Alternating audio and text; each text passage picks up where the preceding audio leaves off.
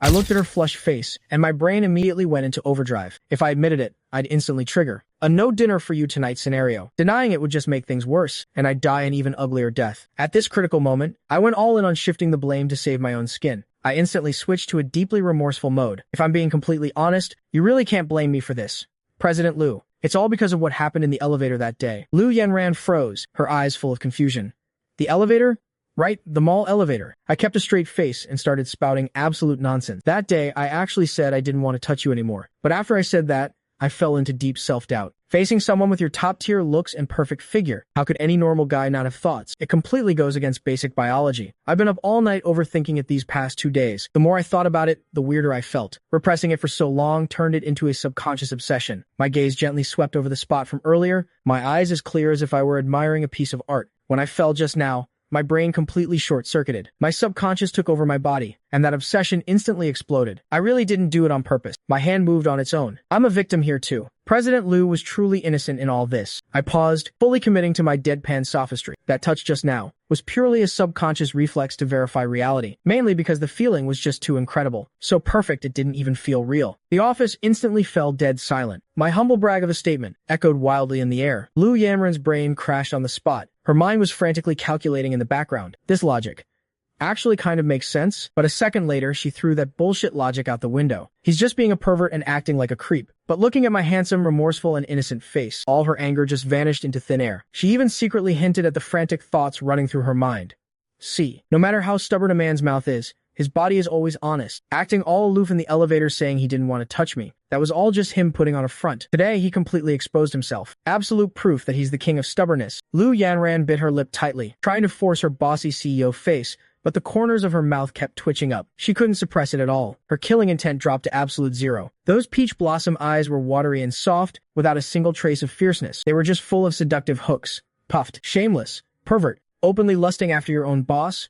Where's your professionalism? It was a total collapse. I knew when to quit while I was ahead, and skillfully switched into submissive employee mode. Yes, yes, yes. President Liu's beauty and charm are off the charts. It's purely my lack of self-control. I held onto the sofa and stretched. The numbness in my left leg was still spreading like crazy. You really can't blame me for this one. Blame my leg's hardware for not being up to standard. After being used as your pillow for 2 hours, it just went on strike from overwork. The blood circulation was completely cut off. As soon as I said that, Liu Yanran instantly felt guilty. Her gaze drifted and landed on the drool stain on my thigh. The social death meter instantly maxed out. It was true that she had slept completely defenseless, and literally crushed my leg until it went numb and useless. She cleared her throat, her eyes full of awkwardness. She looked away, not daring to meet my eyes. Fine. Considering you sacrificed your legs to help me sleep, I'll let this incident slide. I'm magnanimous. I never hold grudges. She suddenly turned her head and poked my chest with her fingertip. Her aura returned slightly.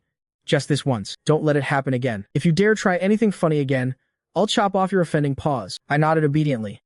Understood. Thank you for your leniency, President Liu. The crisis was successfully averted. I checked the time, ready to wrap up work, pack up, and head home. Besides sliced meat and water, what else do you want for dinner? The moment she heard about food, Liu Yanran's eyes instantly lit up. As a hardcore fan of heavy flavors, being forced to eat bland porridge all day had left her mouth completely tasteless. Now that she had leverage over me, she had to take advantage of it. She stepped forward in her heels, lifted her chin proudly, and demanded, I want spicy beef tallow hot pot. Extra spicy. Fully loaded. I didn't even stop fluffing the pillows. I rejected it immediately. No way. Your stomach just recovered. Eating something that heavy and greasy. You'll be booking an overnight trip to the ER. Then, what about cold pot skewers? No. Spicy boiled beef. Extra spicy. I turned around and looked at her, my attitude firm and unyielding. Tonight's standard menu. Sliced meat in water and stir-fried seasonal veggies. At most, I'll add a side of cold-tossed fish mint. That's the final plan. There is no room for negotiation. Liu Yanran instantly blew up, switching into mindless tantrum mode. I don't care. I want something spicy. My mouth has no taste at all. My happiness in life has dropped to zero. I even forgave you for being a creep, and I don't even deserve a bite of hot pot. I sighed helplessly, patiently explaining the rules. Spicy food is off the menu for a week. That's the baseline for your health. No compromises. Seeing that I was completely immune to her demands, Liu Yanran immediately switched to her ultimate move. Since being tough didn't work, she resorted to acting cute and moral kidnapping. She stepped in close, her peach blossom eyes brimming with resentment and grievance. Li Guden, you weren't acting this cold and aloof when you were copping a feel earlier. You touch me and then turn your back on me. You take advantage of me, but you won't even let me have a bite of spicy food. You're a total scumbag. My mindset instantly crumbled. I completely surrendered. Fine. I'll figure out a compromise. Liu Yaoshan, Lu Yanren's face changed in a second, instantly blooming into a radiant smile. I knew you loved me the most. Let's go, let's go. Let's go home and eat. The doors to the CEO's office swung open. Lu Yanren walked out slowly, clinging to my arm. The layer of icy CEO frost on her face was pitifully thin, looking like it could melt at any moment. She wasn't just holding my arm. She was practically leaning her entire body against me. Her possessiveness was maxed out, blatantly declaring her territory. I had one hand in my pocket, and the other holding a cheap red bag, looking gentle, calm, and composed the whole way. As we walked through the office area, the entire floor instantly went dead silent. Dozens of employees stopped working to soak up the gossip, their peripheral vision darting wildly. Who could have ever imagined? The company's recognized Sichuan Chongqing T-Rex female boss was currently as docile as a love-struck little girl. The contrast was absolutely mind-blowing. Lu Yanren held her head high, maintaining her last bit of stubborn pride, while secretly whispering to me, I want beef tripe, the kind you dip up and down 7 or 8 times so it's super crispy. I kept my eyes forward and replied in a low voice, fine, but only 2 pieces. Any more in your stomach won't be able to digest it. 2 pieces. Are you feeding a cat? She secretly pinched my arm, full of resentment. I compromised without changing my expression. 4 pieces max. No bargaining. Deal. Lu Yanren instantly curled her lips, completely unable to suppress her smile. In the eyes of the employees, this was just a passionately in-love couple flirting in public. Around the corner of the hallway, Chen Qianqian leaned against the wall, completely short-circuiting. Her glasses slipped down to the tip of her nose, and she forgot to push them up. Her worldview had been completely shattered. How was this the decisive and ruthless President Lu? This was clearly a girl in the terminal stages of being love-struck. Feels pretty disillusioning, doesn't it? Lisa stood there with her arms crossed, wearing a knowing anti-smile as she enjoyed the gossip. Chen Qianqian hurriedly pushed up her glasses, whispering in awe, Lisa, did Mr. Li put some kind of hex on President Lu? Lisa chuckled, popping a mint into her mouth.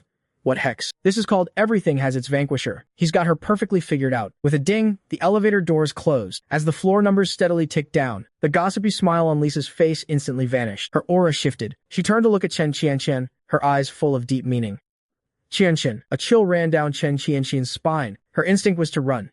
She knew all too well. The gentler Lisa spoke, the bigger the trouble she was brewing. I need to go wrap up the meeting. My KPIs for this quarter aren't done yet. What's the rush? Lisa reached out and grabbed her shoulder, completely blocking her escape route. Take out your phone. Chen Qianqian looked bewildered. Lisa didn't beat around the bush, holding her hand out directly. Send me Li Gudan's phone number. Chen Qianqian instantly went on high alert, clutching her phone pocket tightly. Lisa, that's against the rules, isn't it? As the CEO's exclusive assistant, confidentiality was her core KPI. Lu Yanren was fiercely protective and extremely private, leaking the contact info of her exclusive personal attendant. The consequences would be catastrophic. Lisa looked at her, frustrated by her density. She reached out and poked her forehead. Why is your brain so slow? When President Lu goes on her daily rampages, who is the first casualty? Chen Qianqian's face fell, and she meekly raised her hand. It's always me taking all the damage. And who is the only solution to put out the fire? Chen Qianqian's brain instantly refreshed, her pupils lighting up. She suddenly remembered how Lu Yanren had nestled in my arms, looking so docile and obedient. I was the only cure for Lu Yanren's explosive temper. It's Mr. Li. Exactly. Lisa guided her patiently, her logic flawless. Me saving his number is just a risk management contingency. Next time President Lu goes berserk and starts smashing things, I can just summon him with one click. Precision damage control. It guarantees the stability of the entire company's work ecosystem. Chen Qianqian instantly saw the light. Total enlightenment. You're right. This isn't leaking secrets. This is a workplace survival tool. She hesitated no longer. She quickly unlocked her phone, pulled up the contact list, and found the number, which was also his WeChat. She handed over the screen, swiftly shifting the blame. I didn't give this to you voluntarily. You just happened to see it by accident. Lisa nodded in satisfaction. She pulled out her diamond-studded phone, quickly typed in the number, and saved it. She sent a friend request, her movements smooth and practiced. The cursor hovered over the memo field for 2 seconds. Finally, she typed out 3 words.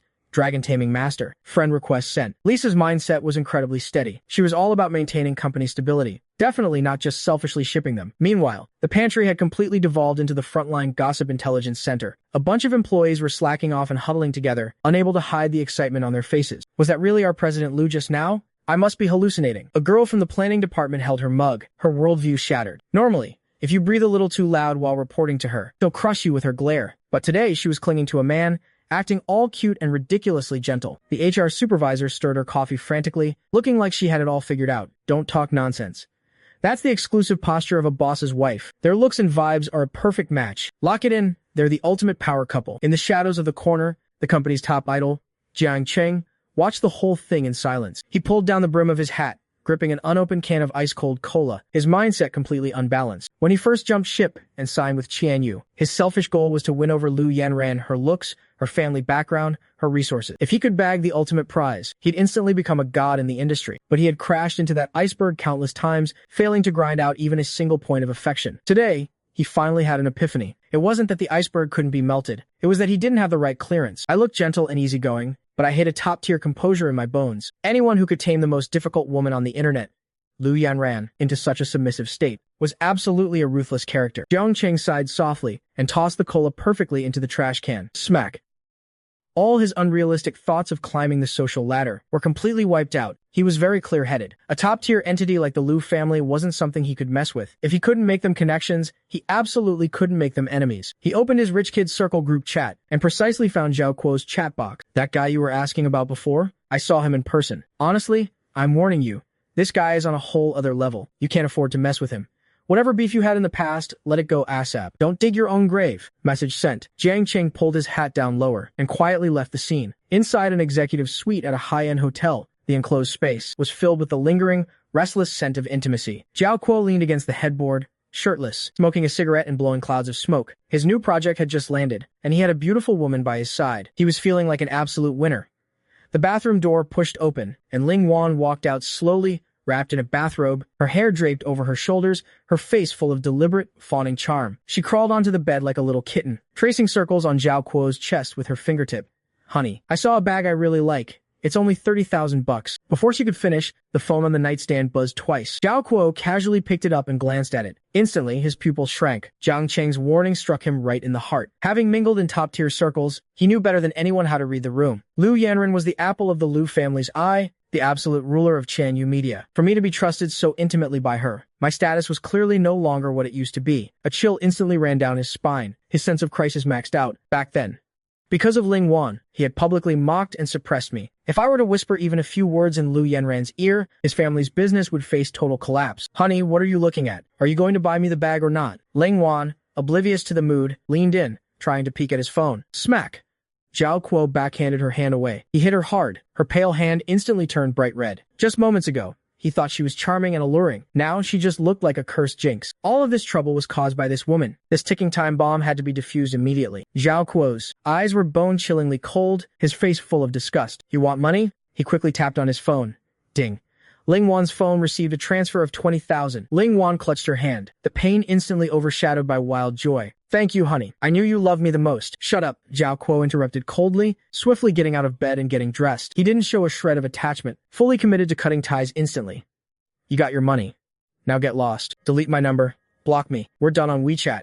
We're completely done. Ling Wan was dumbfounded on the spot, her brain completely stalled. 1 second he was gentle and doting. The next he was cold and ruthless. She lunged forward barefoot, grabbing his arm, her tears instantly falling. Why? What did I do wrong? I can change. Zhao Kuo violently shook her off. Ling Wan lost her balance and fell hard onto the thick carpet. He looked down at her from above, his face full of extreme mockery. I was just playing around. Did you actually think it was real? Fastening his belt, he gave one last cold warning. Remember this. Stay away from your ex-boyfriend. Li Gudan is now Lu Yanran's favorite person. Even I can't afford to mess with him. If you dare go near him, you're just asking for death. Don't drag me down with you. The door slammed shut, completely severing all ties. Ling Wan sat paralyzed on the floor, her bathrobe loose, her entire body freezing cold. Her mind was buzzing. Her worldview had completely collapsed. Li Gudan, the ex-boyfriend she had casually dumped, had actually hooked up with a top-tier boss like Lu Yanran. She had ruthlessly thrown away love for a shortcut and money, but in the end, she had personally pushed away an existence she could never even hope to reach. Impossible.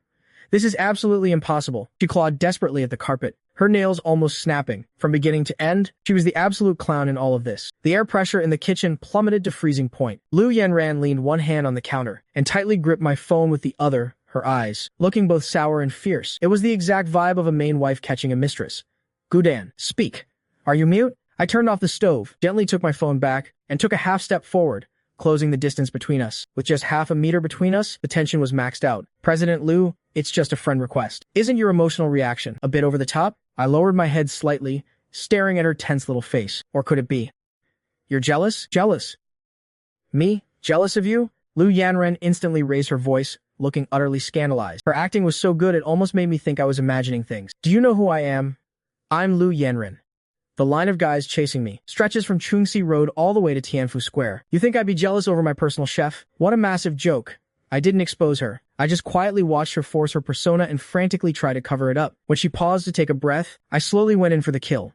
All right, you're not jealous, right? Then I'll just accept it. As soon as I said that, I tapped accept right in front of her face. Friend request accepted. You can now chat. The moment the green notification popped up, Lu Yanran's pupils quaked. Her killing intent instantly materialized. If looks could kill, I would have been sliced into a million pieces on the spot. You actually accepted it? Right in front of me.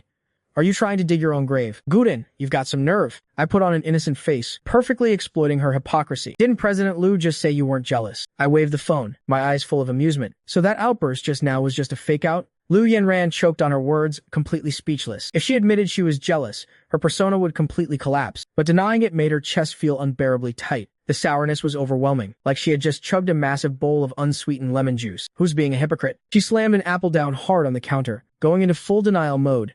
Add her. Go ahead and add her. You'd better chat with her all night long. Tomorrow, you can just quit and go be her butler. After yelling that, she turned and ran, her slippers smacking loudly against the floor. When she reached the door, she still wasn't done. She turned back and glared at me viciously. You're flattering yourself. I am not jealous. Slam.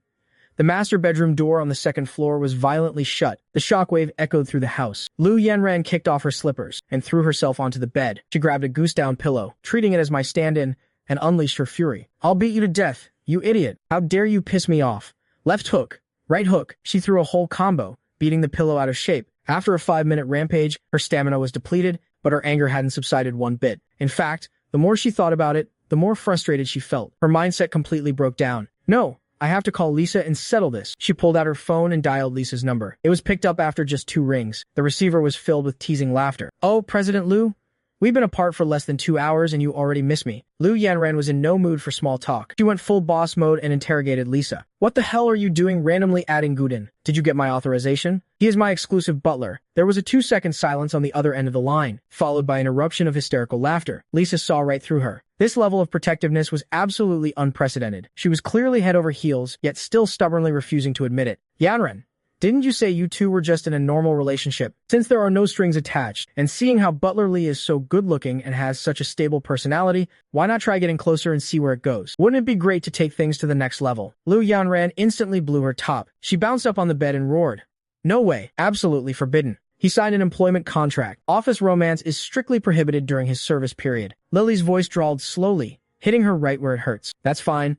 I can wait until his contract expires. Waiting for a high-quality potential stock like him is definitely worth it. Besides, he just accepted my friend request. He's totally giving me face. Peng Li, you're asking for death. Lu Yanran was so furious she yelled her friend's full name. Lily laughed even harder. Turning on me for a man. Your mindset is completely off balance now. All right, I'll stop teasing you. Let's talk basic logic. You have a highly explosive temper. When you get mad, no one can control you. Afterward, you regret it but are too proud to admit it. Your Guden is basically a reserve firefighter. He can stabilize your emotions at critical moments and empower you, ensuring the company's stable development. Hearing this, Lu Yanran's mind went blank. Her weak spot was instantly hit. She really was prone to being emotional, and he was the one cleaning up the mess most of the time. But her tsundere nature instantly kicked in, and she stubbornly retorted, "What the hell are you talking about? I need him to save the day? With one word from me. Doesn't he just obediently listen? Right. Boss Lu's aura is off the charts." Lily coaxed her dismissively, then hit the nail on the head. But your possessiveness is seriously off the charts. That's a classic sign of having a crush. Just admit it, Lu Yanran. You've fallen for him a long time ago. Boom. Those words were like a thunderbolt, shattering all her disguises. Lu Yanran's hand trembled. She hung up the phone right then and there. The room instantly fell dead silent. A crush on that stubborn, argumentative idiot. Impossible. Absolutely impossible. I'm just after his cooking skills and his reliable work ethic. It has absolutely nothing to do with his looks, his gentleness, or the sense of security he gives me. She frantically brainwashed herself, trying to suppress the panic in her heart. But the more she suppressed it, the more chaotic her mind became. Seeing Lily call him makes me mad. Seeing him accept her friend request makes me panic. These unfamiliar emotions completely shattered her mental loop. She grabbed the pillow again and started punching it like crazy. You bold monster. How dare you mess with my mind? Just as she was getting into it, her hair a messy bird's nest, click. The bedroom door was gently pushed open. Wearing an apron and holding a soup ladle, I leaned against the doorframe, watching the show. Looking at the disheveled and violently lashing out female boss on the bed, I curled my lips into a faint smile and drawled slowly, tired of hitting.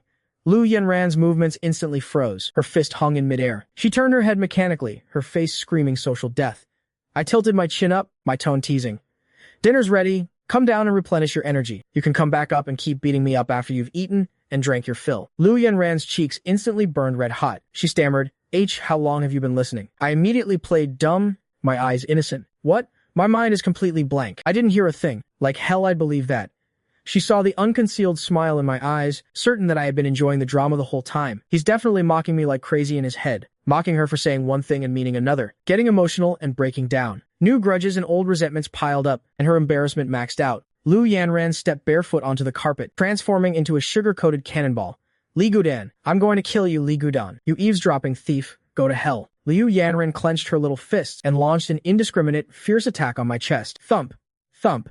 The muffled sounds continued endlessly. I didn't even try to dodge. I even considerately squatted down a bit, perfectly matching her attack height. All about maxing out that emotional value. Who asked her to be my top-tier VIP client? I have to provide excellent after-sales service. Liu Yanran's boxing style had no rhythm whatsoever, just pure, chaotic flailing. A mix of left hooks and right hooks, unleashing her signature turtle punch combo. 5 minutes later, her stamina completely bottomed out. Panting heavily, her face red and sweating, her chest heaving non-stop. She stared at my completely unharmed chest, her face full of disbelief.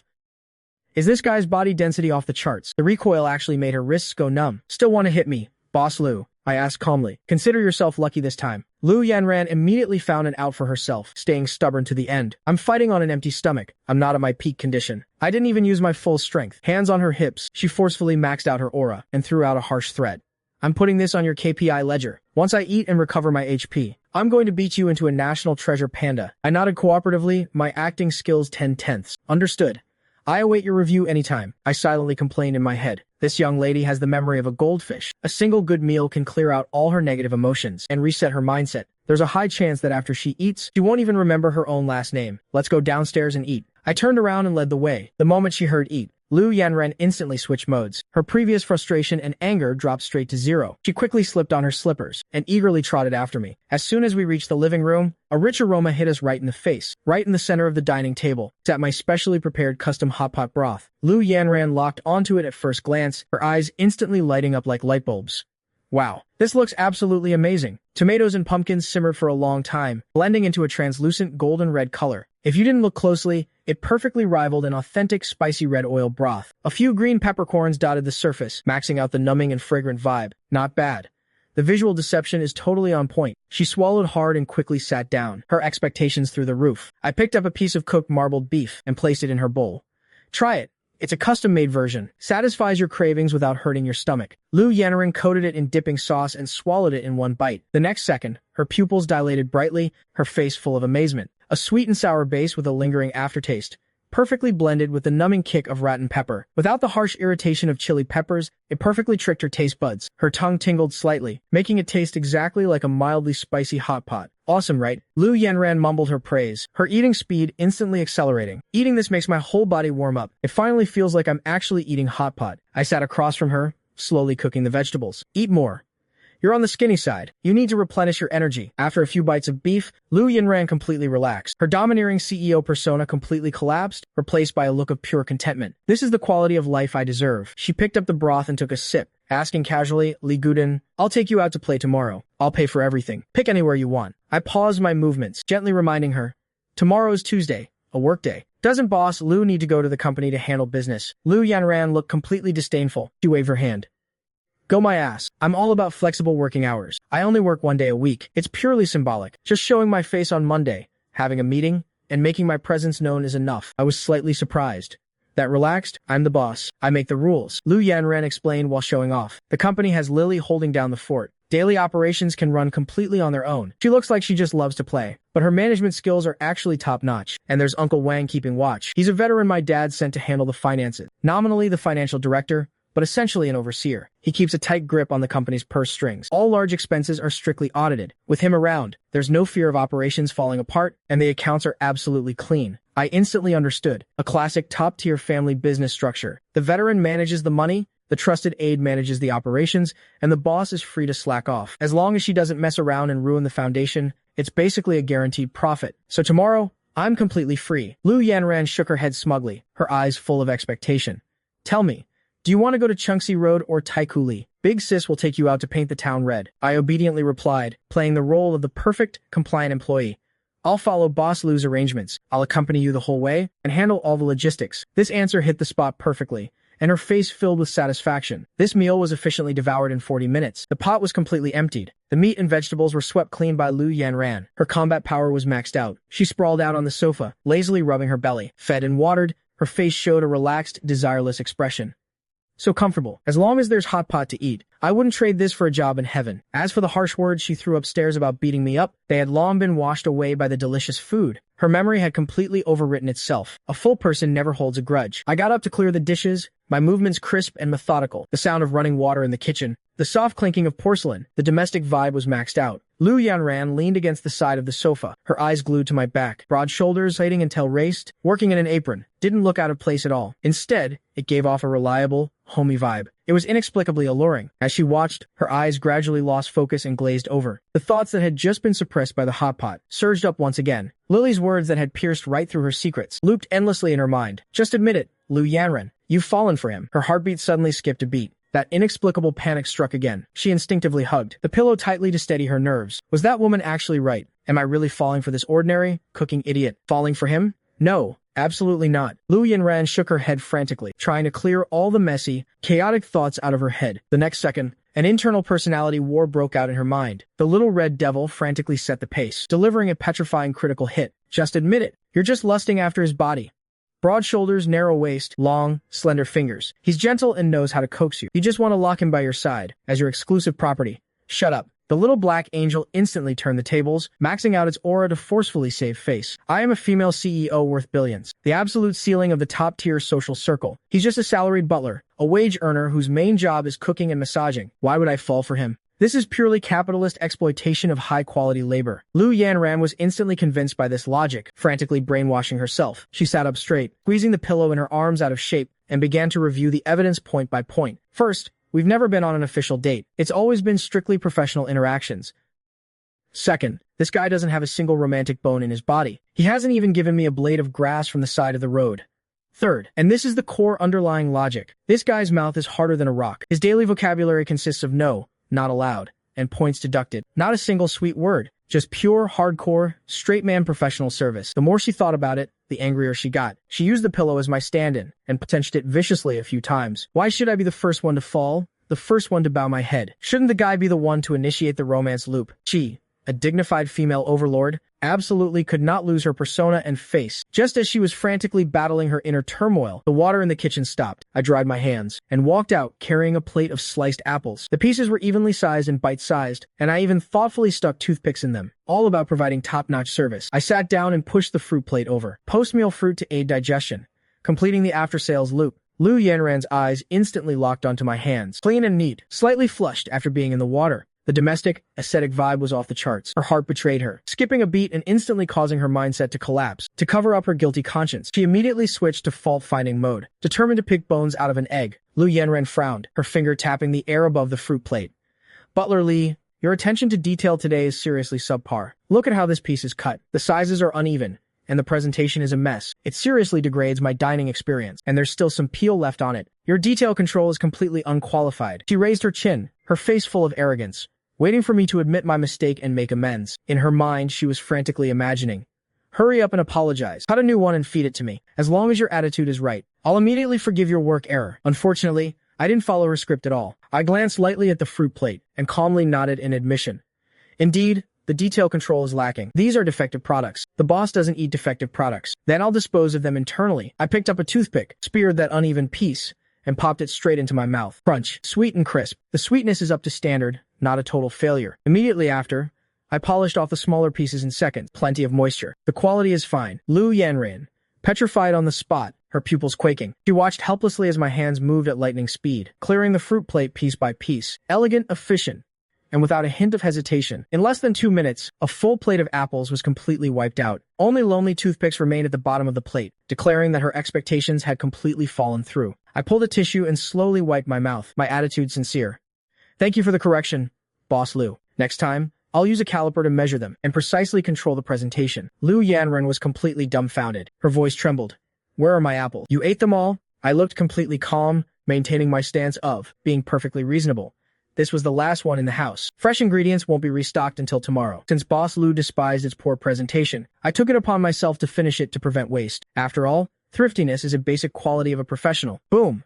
Lu Yanran's mindset completely shattered. She wasn't despising the presentation at all. She wanted me to coax her and feed her. It was a classic coquettish routine, which I had hardcore executed into a self-service buffet. Straight as steel wasn't even enough to describe me. I was a pure titanium straight man. She was so angry her teeth itched. But she was the one who said those words. She was the one who picked the fight. Throwing a cigarettum now would just be unreasonable, and her persona would completely collapse. Lu Yanran took a deep breath, forcefully swallowing all her anger. Fine. Li Gudan, you're really something. Take your time digesting. Don't choke on it. She stood up abruptly, stomping her slippers as she stormed upstairs. When she reached the corner of the stairs, she suddenly stopped, turned around, and glared viciously at my back. The previously wavering scale of her crush instantly reset to absolute zero. To hell with having a crush. To hell with having feelings for him. This kind of straight man who doesn't know how to compromise or coax people, and he expects her to chase him. Keep dreaming. Not a chance in hell. Lu Yanran gripped the handrail tightly, making an ironclad vow on the spot. If you want to be with me, you have to be the one to fiercely pursue me. It has to be a grand, spectacular, full-blown romantic gesture. If you don't kneel at the villa door holding roses and singing Conquer, I won't give you a single chance. After making her vow, the frustration in her heart instantly dissipated. Her domineering CEO aura was fully restored. She marched upstairs to her room with her head held high. Downstairs, I carried the empty plate into the kitchen, watching her tsundere back and shaking my head with a smile. Little idiot. Yesterday's apples had a mealy texture, completely unsuited for her picky taste buds. Rather than letting her eat them and be disappointed, it was better for me to finish them off. I silently calculated in my head. Tomorrow when I restock, I'll specifically buy some Aksu Rock Sugar Core apples. I'll also practice some fancy cutting techniques and unlock the new bunny-shaped skill. Next time, I have to max out the detail service and handle her perfectly. At 10 p.m., only 2 warm lights were left on in the master bedroom. The wall lamps created an ambiguous atmosphere, but the air pressure was so low, it was off the charts. Liu Yanran lay on her stomach on the bed, wrapped in a silk nightgown, radiating low air pressure the entire time. Through the reflection in the mirror, she stared intently at my hands mixing the essential oils. Normally, she'd definitely be spamming comments in her head, marveling at these top-tier, godlike hands. But today, she just wanted to unleash a furious attack on these hands. I rubbed my palms together to warm them up, and gently applied the rose essential oil to her back. The pressure was even and soothing, focusing on professional stress relief and rejuvenation. Relax a bit, Boss Lu. Liu Yanran pressed her lips tightly together, giving zero feedback the whole time. Relax my ass. My anger is still stuck at its peak. It hasn't subsided at all. I noticed her resistance and appropriately increased the massage pressure. Usually at this time, she would have long abandoned her image and started howling. But today she stubbornly endured it without making a sound. Her 5 fingers gripped the bedsheets tightly, her knuckles turning white, but she absolutely refused to let go. She was determined to carry this cold war to the end. She would absolutely not be the first to break. I saw right through her little scheme. She just wanted me to take the initiative to review my mistakes and apologize, giving her enough emotional value. This silent confrontation lasted for a full half hour. I looked at her playing dead and smiled helplessly. It's just a plate of apples. The cost of this internal friction is way too high. However, the client's emotional KPI must be met. Rather than waiting until tomorrow to make amends, it's better to precisely cut my losses now. I wiped the excess essential oil off her back and said softly, "Today's massage service is over." With that, I packed up my tools, turned around, and prepared to leave. Behind me, Lu Yanran instantly activated her radar mode, her ears perking straight up. Her mind was frantically screaming, "That's it? It's over?" He didn't notice my abnormal mood at all. He won't even take the initiative to ask or say something soft to coax me. As long as you bow your head, I'll immediately use it as an excuse to step down. Click, clack. The sound of bottle caps closing, footsteps, and the door shutting echoed one after another. The room instantly fell into dead silence. After holding it in for 5 minutes, Lu Yanran's mindset completely exploded. She abruptly flipped over and sat up, grabbed a pillow, and hurled it viciously at the door. Thump. The pillow hit the floor, lonely and miserable. Still not satisfied, she unleashed a 10-minute combo on the remaining pillows. After venting her frustration, she fell into deep self-doubt again. Am I usually too overbearing? Do I push the KPIs too hard? Always threatening to deduct pay and throwing my weight around as the boss? Anyone would crack under that pressure. Do I need to transition into a gentle persona? Learn from others and act all cutesy? Brother Li Guden, I want to eat some apple wapples. Lu Yanran gagged on the spot, breaking character in a second. A T-Rex like her couldn't pretend to be a little white rabbit at all. She was frustrated to the extreme, wanted to vent to Lisa and ask for help, but on second thought, her little crush had just been exposed this afternoon. Going to him now would just be serving herself up on a silver platter, handing over blackmail material. That woman would absolutely mock her into oblivion online. She tossed her phone aside, wrapped the blanket tightly around herself like a silkworm cocoon, and shut out the world. Whoever wants to coax him can do it. I'm done playing. Right at that moment, click. The door handle turned again. I pushed the door open, carrying an exquisite white porcelain plate. As soon as I walked in, I kicked a throw pillow on the floor. I saw right through her childish antics at a glance. I bent down, picked up the pillow, dusted it off, and tucked it under my arm. I looked up at the lump on the bed. I was honestly helpless, bundled up so tightly. Isn't she afraid of suffocating herself? I placed the plate on the nightstand and reached out to pull back a corner of the blanket. Boss Lu didn't respond at all. I simply pulled it back a bit more, revealing her flushed little face. Her eyes were squeezed shut, her eyelashes trembling like crazy, and her breathing was completely out of rhythm. With acting skills like this, even as an extra, the director would yell "cut" on the spot. Stop pretending. I spoke with a hint of doting helplessness. Your eyelashes are dancing like crazy. You're full of flaws. Get up and take your medicine. Lu Yanren grumbled in her heart. I'm not sick. What medicine? It's a special cure for bloating from anger, and a miracle drug for an unbalanced mindset, I added. She instantly broke character, opening her eyes to ask, what miracle drug? With a sweep of her gaze, her eyes were immediately locked onto the item on the nightstand. On the porcelain plate sat several apple slices. They were definitely not the rough cuts from earlier today. Each piece was meticulously carved into the shape of a little bunny. The peel was cleverly left on, to form bunny ears and red eyes. Even the little cleft mouths were lifelike. This design was clearly her WeChat avatar Judy Hopps. Lu Yanren froze on the spot. Her pent-up bad mood instantly dropped to zero. The dark clouds in her heart were swept away. The sweetness level was maxed out, but she forcefully maintained her aloof persona, desperately holding back a smile. No way. I absolutely cannot smile. I just threw a pillow and threw a tantrum. Being instantly happy now would be way too embarrassing. She feigned disgust and curled her lip. What is this? It's ridiculously childish. Are you trying to coax a 3-year-old? After saying that, she muttered softly.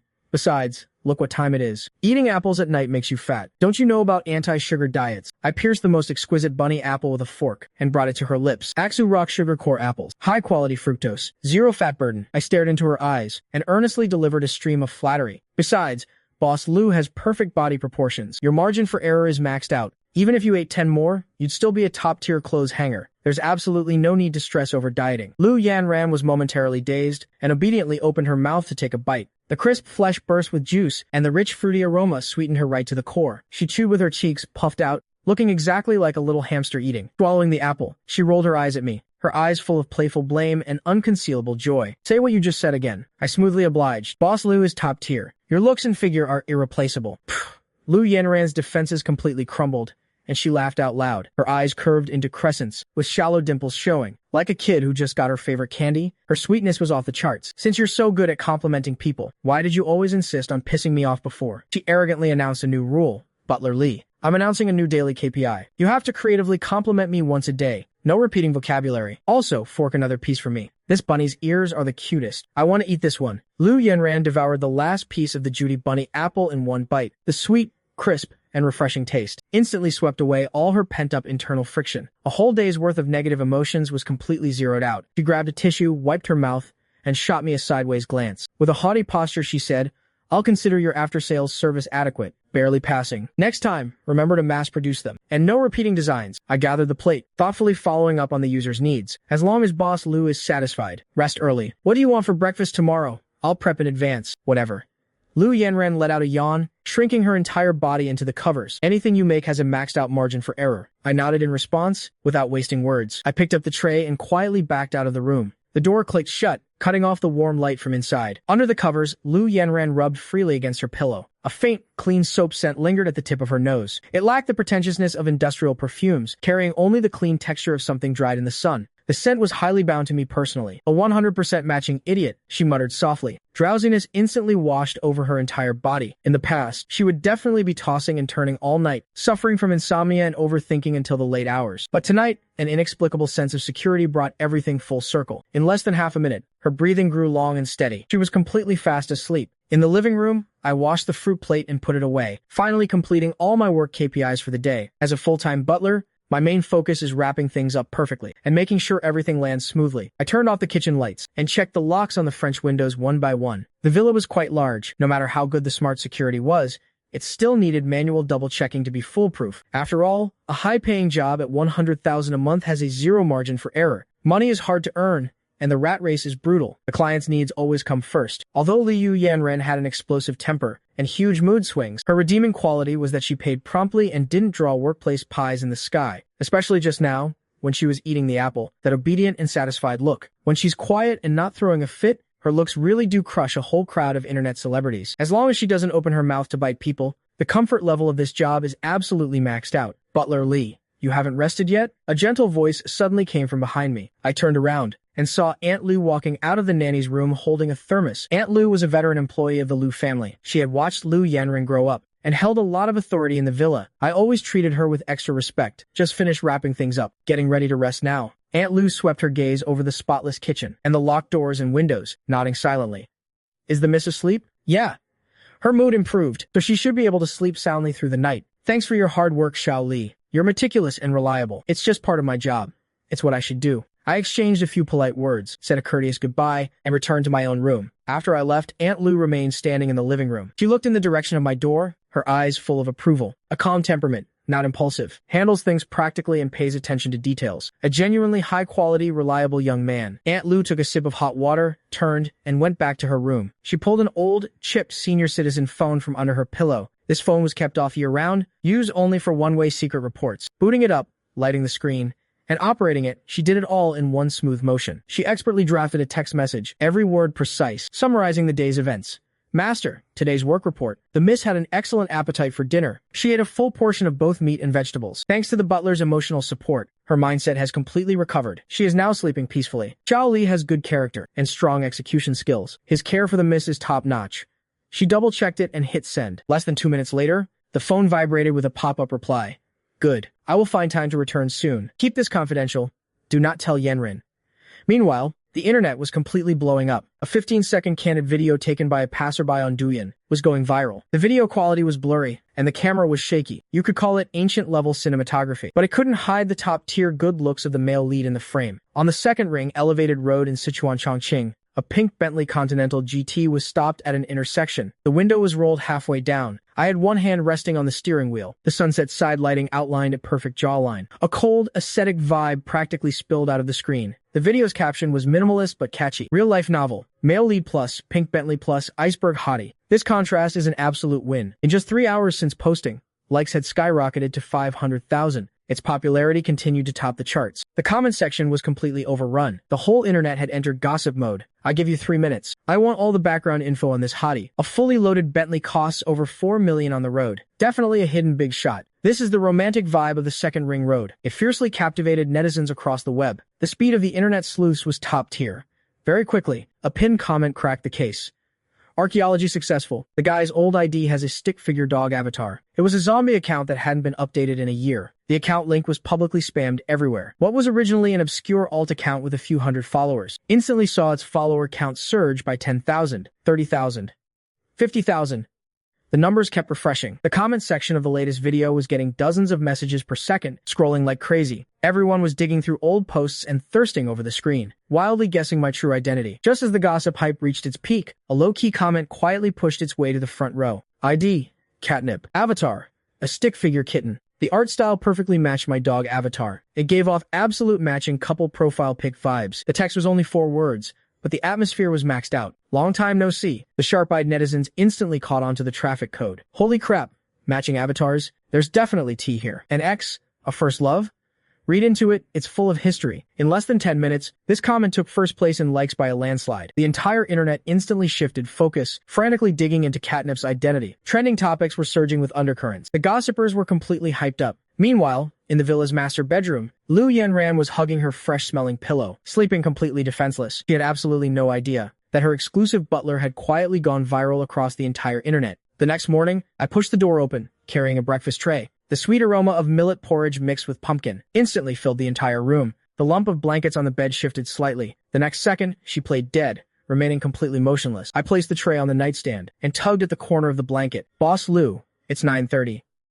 Time to clock in for breakfast. The blanket was gripped tightly from the inside. A muffled, lazy voice came from within.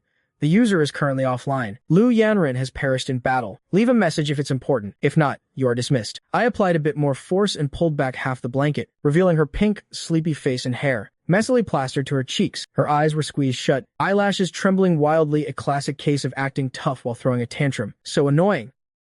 Li Gudan.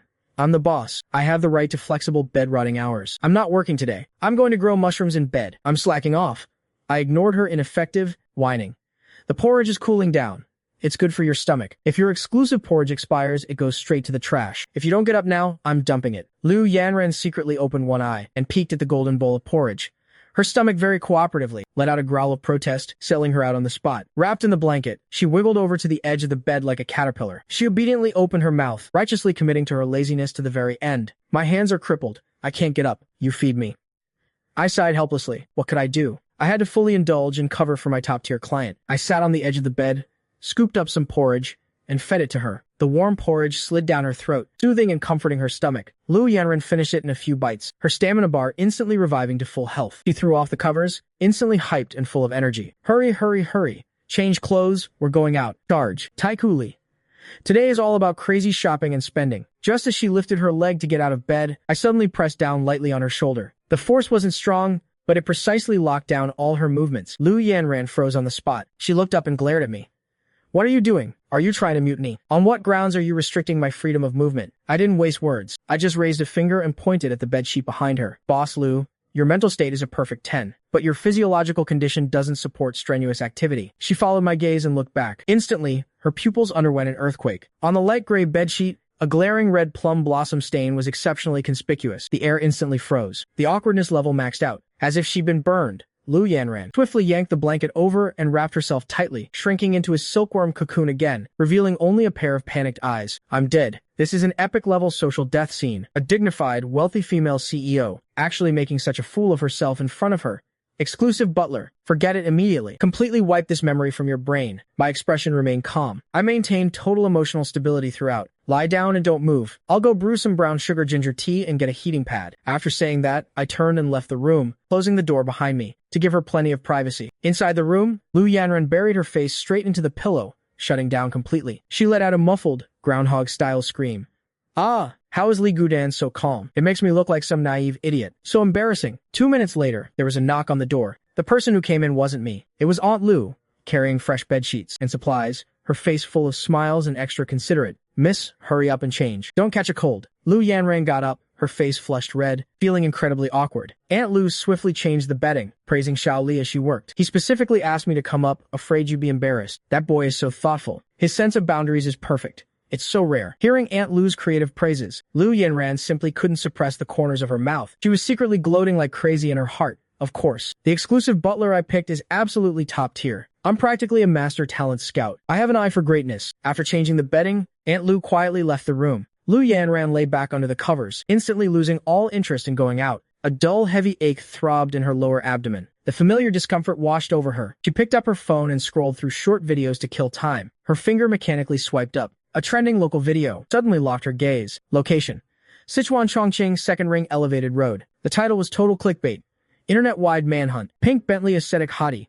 His side profile is killing it. Pink Bentley. Lu Yanran was instantly on alert. She couldn't be more familiar with that license plate and car model. It was exactly the car I drove yesterday. She clicked into the video. Although the footage was shaky and blurry, the person was unmistakably clear. The sunset side profile, the high nose bridge, the cold posture of steering with one hand. It was 100% Li Gudin. No doubt about it. The video's likes had already skyrocketed to 800,000. Its popularity remained sky high. The comment section was a massive thirst fest, with everyone frantically drooling over the screen. The more Lu Yanran read, the more her lip curled. Jealousy quietly reared its head. What are a bunch of bandwagon fangirls getting so excited about? This is my exclusive butler. Don't even think about coveting him. She continued scrolling down the comments. A highly liked top comment instantly cracked the case. It dropped solid proof. The hottie's old Kuaishou ID, inactive for a year. With the account link posted, Lu Yanran casually clicked into the profile. A stick figure dog avatar. The adorable art style was totally my vibe. Looking at the follower count, it was about to break 100,000. He was a bona fide rising internet star in the making. Under a year-old video, the comments were already spammed by the internet sightseeing tour. But the pinned top comment directly caused her mindset to collapse. ID, catnip. Avatar, a minimalist hand-drawn kitten. The art style was highly compatible with my dog avatar. Same artist, same style. Anyone with eyes could see it was an exclusive matching couple set. The comment was only 4 words, but the vibe and backstory were maxed out. Long time no see. At that moment, Lu Yanran's fingers completely stiffened. The jar of vinegar in her heart shattered with a loud crash. The sourness shot straight to the top of her head. Who the hell is this cat? Why is she using a matching avatar with Li Gudan? How much past history is hidden in this? Long time no see. It's definitely not his ex-girlfriend, Ling Wan. That woman's aesthetics could never match this minimalist style. First love? A childhood sweetheart? Ambiguous blanks and countless guesses frantically flooded her mind. Liu Yanran instantly blew her top. She glared daggers at that kitten avatar, gritting her teeth. Li Guden.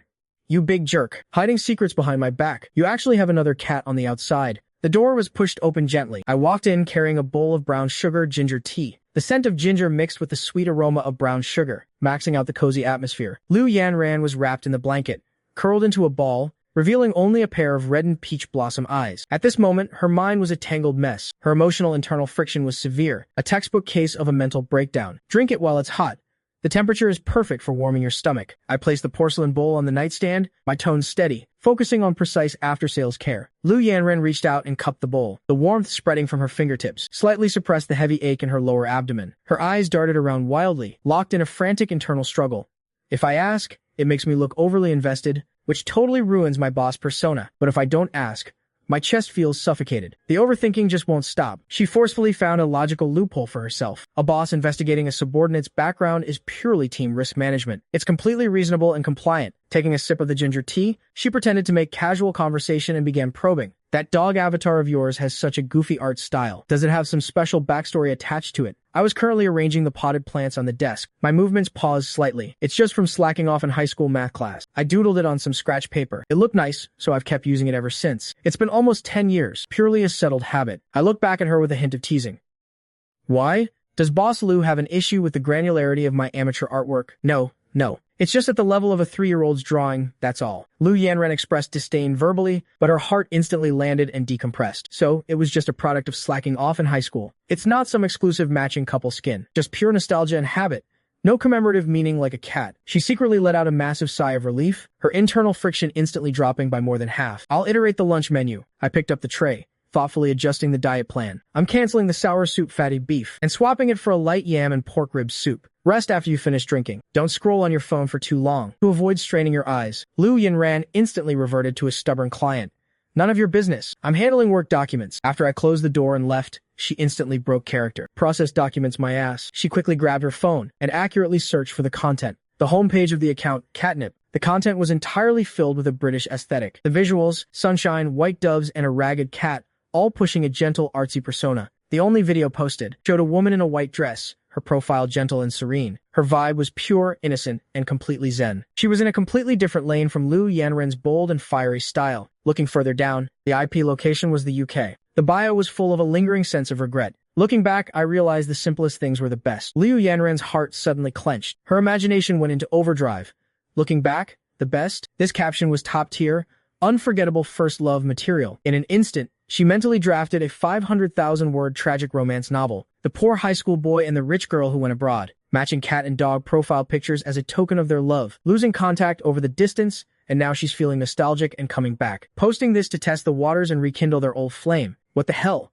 A transnational rival has entered the chat. Liu Yanran was so mad she wanted to pull her hair out. Her jealousy was completely overflowing. That low-tier competitor Lin Wang had just been kicked off the stage, and now this overseas first love was trying to backdoor her base. Do they really think my personal butler is public property? Just as she was gritting her teeth and plotting her cat-slaughtering master plan, her phone was suddenly flooded with pop-up notifications. A local news account's trending push notification hit right where it hurt. Identity of the pink Bentley god suspected to be exposed. The whole internet was going crazy. Clicking into the page, it was full of candid shots of me driving yesterday. The comment section had completely fallen. Netizens had collectively entered a frantic bidding war. This contrast is killing me. A pink Bentley with an aloof god? I'm camping at this address. Let's group up and accidentally bump into him. His looks are absolutely off the charts. I want to kidnap him and keep him all to myself. Watching this mob of netizens thirsting over her butler, Liu Yanran's head practically caught fire. Her possessiveness maxed out. A bunch of random people on the internet actually wanted to poach her exclusive resource. Domestic wolves were eyeing him hungrily, and the overseas first love was waiting to strike. This double teaming was going way too far. Defending Li Guden meant defending her own exclusive perks. Enduring her stomach cramps, she speed-dialed Chen Qianchen. Boss Liu, standing by. Did you see the trending topics? Liu Yanran's tone was bone-chilling as she issued her orders. Yes, the trend must be completely wiped out by 1 p.m. Mobilize all PR channels. Pressure both the bloggers and the platforms. Every single related image and all facial information must be taken down and banned. Chen Qianxian hesitated slightly. The current trending index is extremely high. Forcing a scrub will blow the budget. Do I look like I care about the budget? Liu Yanran aggressively cut her off, her aura fully unleashed. I want a complete blackout, spare no expense. My man is not for the entire internet to gawk at and judge. On the other end of the line, Chen Qianqian instantly understood her boss. This wasn't about controlling a trending topic. This was a massive display of jealousy and territorial marking. Understood. By 1 p.m., it will be wiped from the internet, like he never existed. Hanging up the phone, Liu Yanran leaned back against the headboard and scoffed coldly. Step 1. Cool down the internet. Anyone trying to poach him or launch a sneak attack is out of the game. Just then, a rhythmic knock came from the door. My calm voice drifted in. If you're not asleep, I need to confirm your taste for dinner. Do you want the yam and pork rib soup savory or sour? Hearing my voice, all the anger in her stomach instantly dissipated, but she deliberately dragged out her tone, shouting back with a voice full of jealousy. Savory.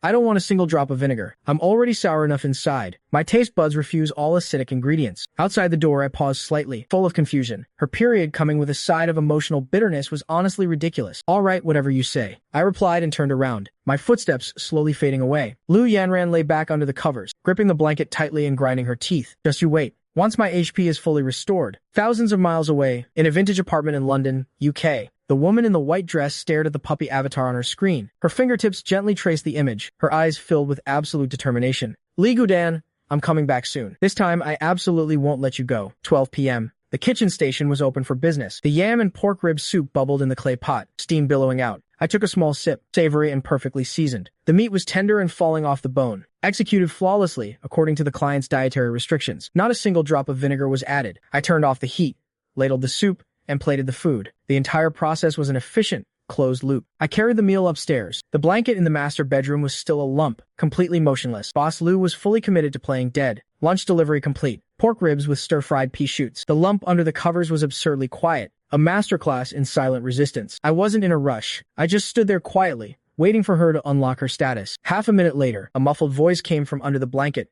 I'm useless. I can't get up. My entire hardware has crashed. I glanced at the newly changed sanitary product packaging by the bed and instantly understood. This was pure period-induced dramatic flair. Fine. If you can't get out of bed, that works too. Breakfast in bed. I'll spoon feed you the whole time. One-stop service, right to your mouth. Usually, this trick worked perfectly to handle her, but today, it didn't fly. Liu Yanran suddenly threw off the covers, her small face flushed red. No. The food smell will linger in the room and ruin my sleep experience. She sat up cross-legged, lifting her chin haughtily. I want to eat in the dining room. Then let's go downstairs. I smoothly played along. No. She crossed her arms over her chest, activating her unreasonable mode. My stomach hurts. My legs are weak. My mobility is at 0. The stairs are so long. If I fall, you're taking full responsibility. I instantly read her little mind. She clearly wanted me to provide a human transport value-added service. Sighing helplessly, I stepped forward and bent down, one arm behind her back, the other under her legs. With a slight exertion of force, I lifted her right into the air. Caught off guard, Liu Yanran let out a soft gasp, instinctively wrapping her arms around my neck. A fresh, sweet scent washed over me. She looked frail, and her weight was absurdly light. At 168 centimeters tall, she barely weighed 100 pounds. I walked steadily down the stairs, smooth as could be. Li Guden, she pressed her small face against my chest, her voice as soft as a mosquito. Your muscles are pretty hardcore. Thanks for the endorsement. Targeted fitness results, exclusively for the boss's use. Who cares? She scoffed verbally, but the corners of her mouth were secretly curving up like crazy. Arriving at the dining room, I gently set her down on the dining chair, thoughtfully placing a soft cushion behind her back. Attention to detail maxed out. I turned back to the kitchen to bring out the food and rice. Liu Yanran poked at the rib soup with her spoon, her face full of heavy thoughts. Even though the soup was savory and delicious, the sourness in her heart still wouldn't fade. That UK account called catnip was like a thorn in her heart. She feigned nonchalance, casually opening her mouth to set a trap. Just testing you. How were your geography grades in school? Not bad. I've got the basics down, I replied while peeling shrimp, dropping the meat perfectly into her bowl. Then are you familiar with foreign countries, like the UK for example? I heard the vibe there is super romantic. Very romantic, huh? My hands didn't stop moving, but my mind quickly processed the information. The UK? An absolute top-tier culinary desert. Zero good impressions. My only impression is fish and chips, and stargazy pie. For someone with a Sichuan Chongqing palate like me, going there would be pure torture. A fragmented memory from senior year flashed by. Just a blurry back with a high ponytail. Gone in a flash. Not familiar. And not interested. Liu Yanran spent the whole time staring intently at my micro-expressions, seeing my open and honest attitude, without a trace of nostalgia or emotional turbulence. The giant boulder in her heart finally dropped. Looks like it wasn't some unforgettable first love after all. It was purely her overthinking things. Her mood warming up, she started looking for trouble again.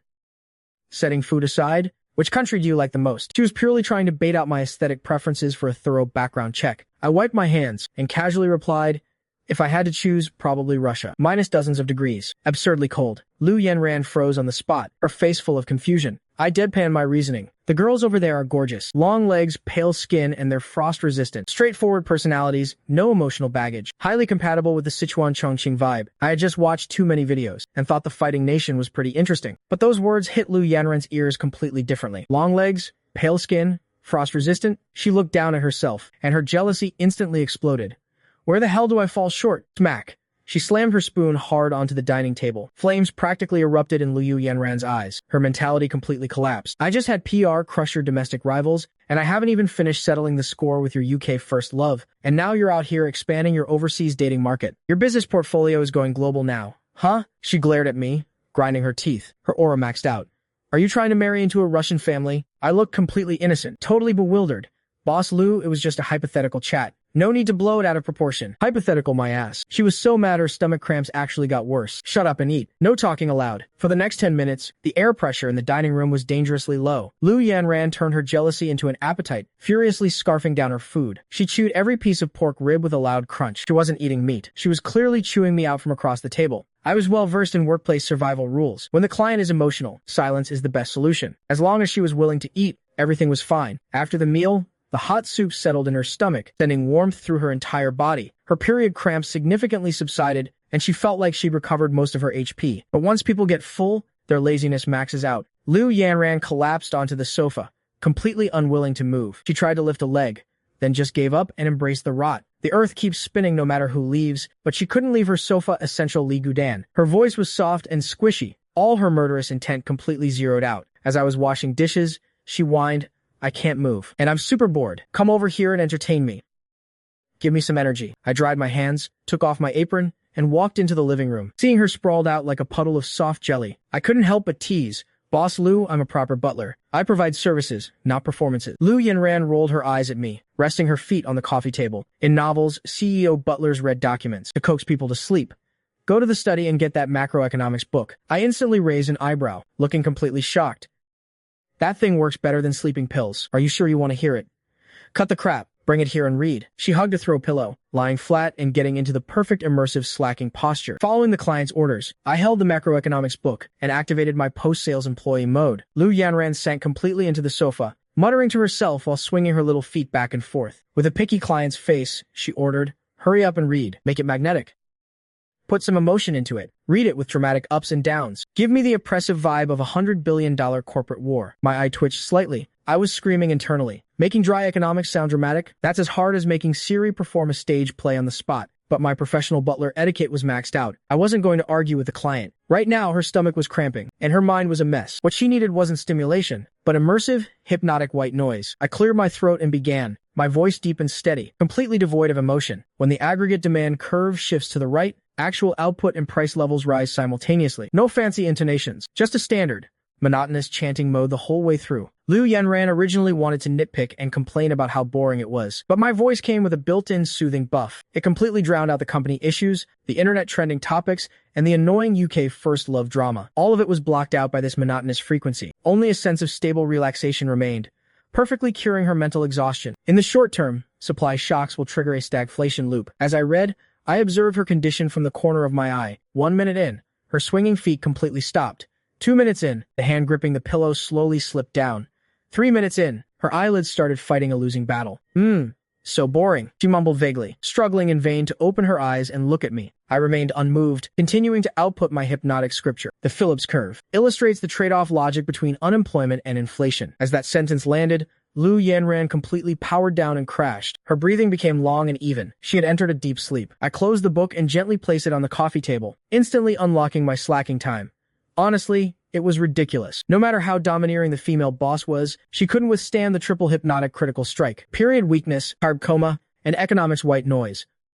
Her defense dropped straight to zero, instantly turning her into a well-behaved little dumpling. I stood up, walked over to the sofa, and looked at her. Stripped of her usual fierce, claw-bearing energy, she looked exceptionally docile in her sleep. I originally wanted to carry her back to the big bed in the master bedroom, but the risk of waking her on the stairs was too high. It could easily trigger her morning temper. If she woke up cranky, it would be another half hour of pointless, exhausting arguing. Better to avoid the trouble. Playing it safe was the way to go. I dug a thick cashmere blanket out of the storage cabinet, gently shook it out, and completely covered her body. I carefully tucked in the edges, sealing off her shoulders and ankles so no draft could get in. Then I tweaked the central AC, raising it from 24 to 26 degrees, and set the fan speed to the lowest setting, eliminating any risk of her catching a cold. Confirming that only the sound of steady breathing remained, the service loop was complete. I turned to look out at the garden. The afternoon sun was glaring. The greenery out there was growing way too wild. The podocarpus and black pine had completely overgrown. Their originally neat, cloud-like shapes were now congested and messy, the lines completely ruined. For someone with my master-level gardening skills, it was pure visual pollution. My OCD was screaming at me. I couldn't stand it for another second. With the boss in sleep mode,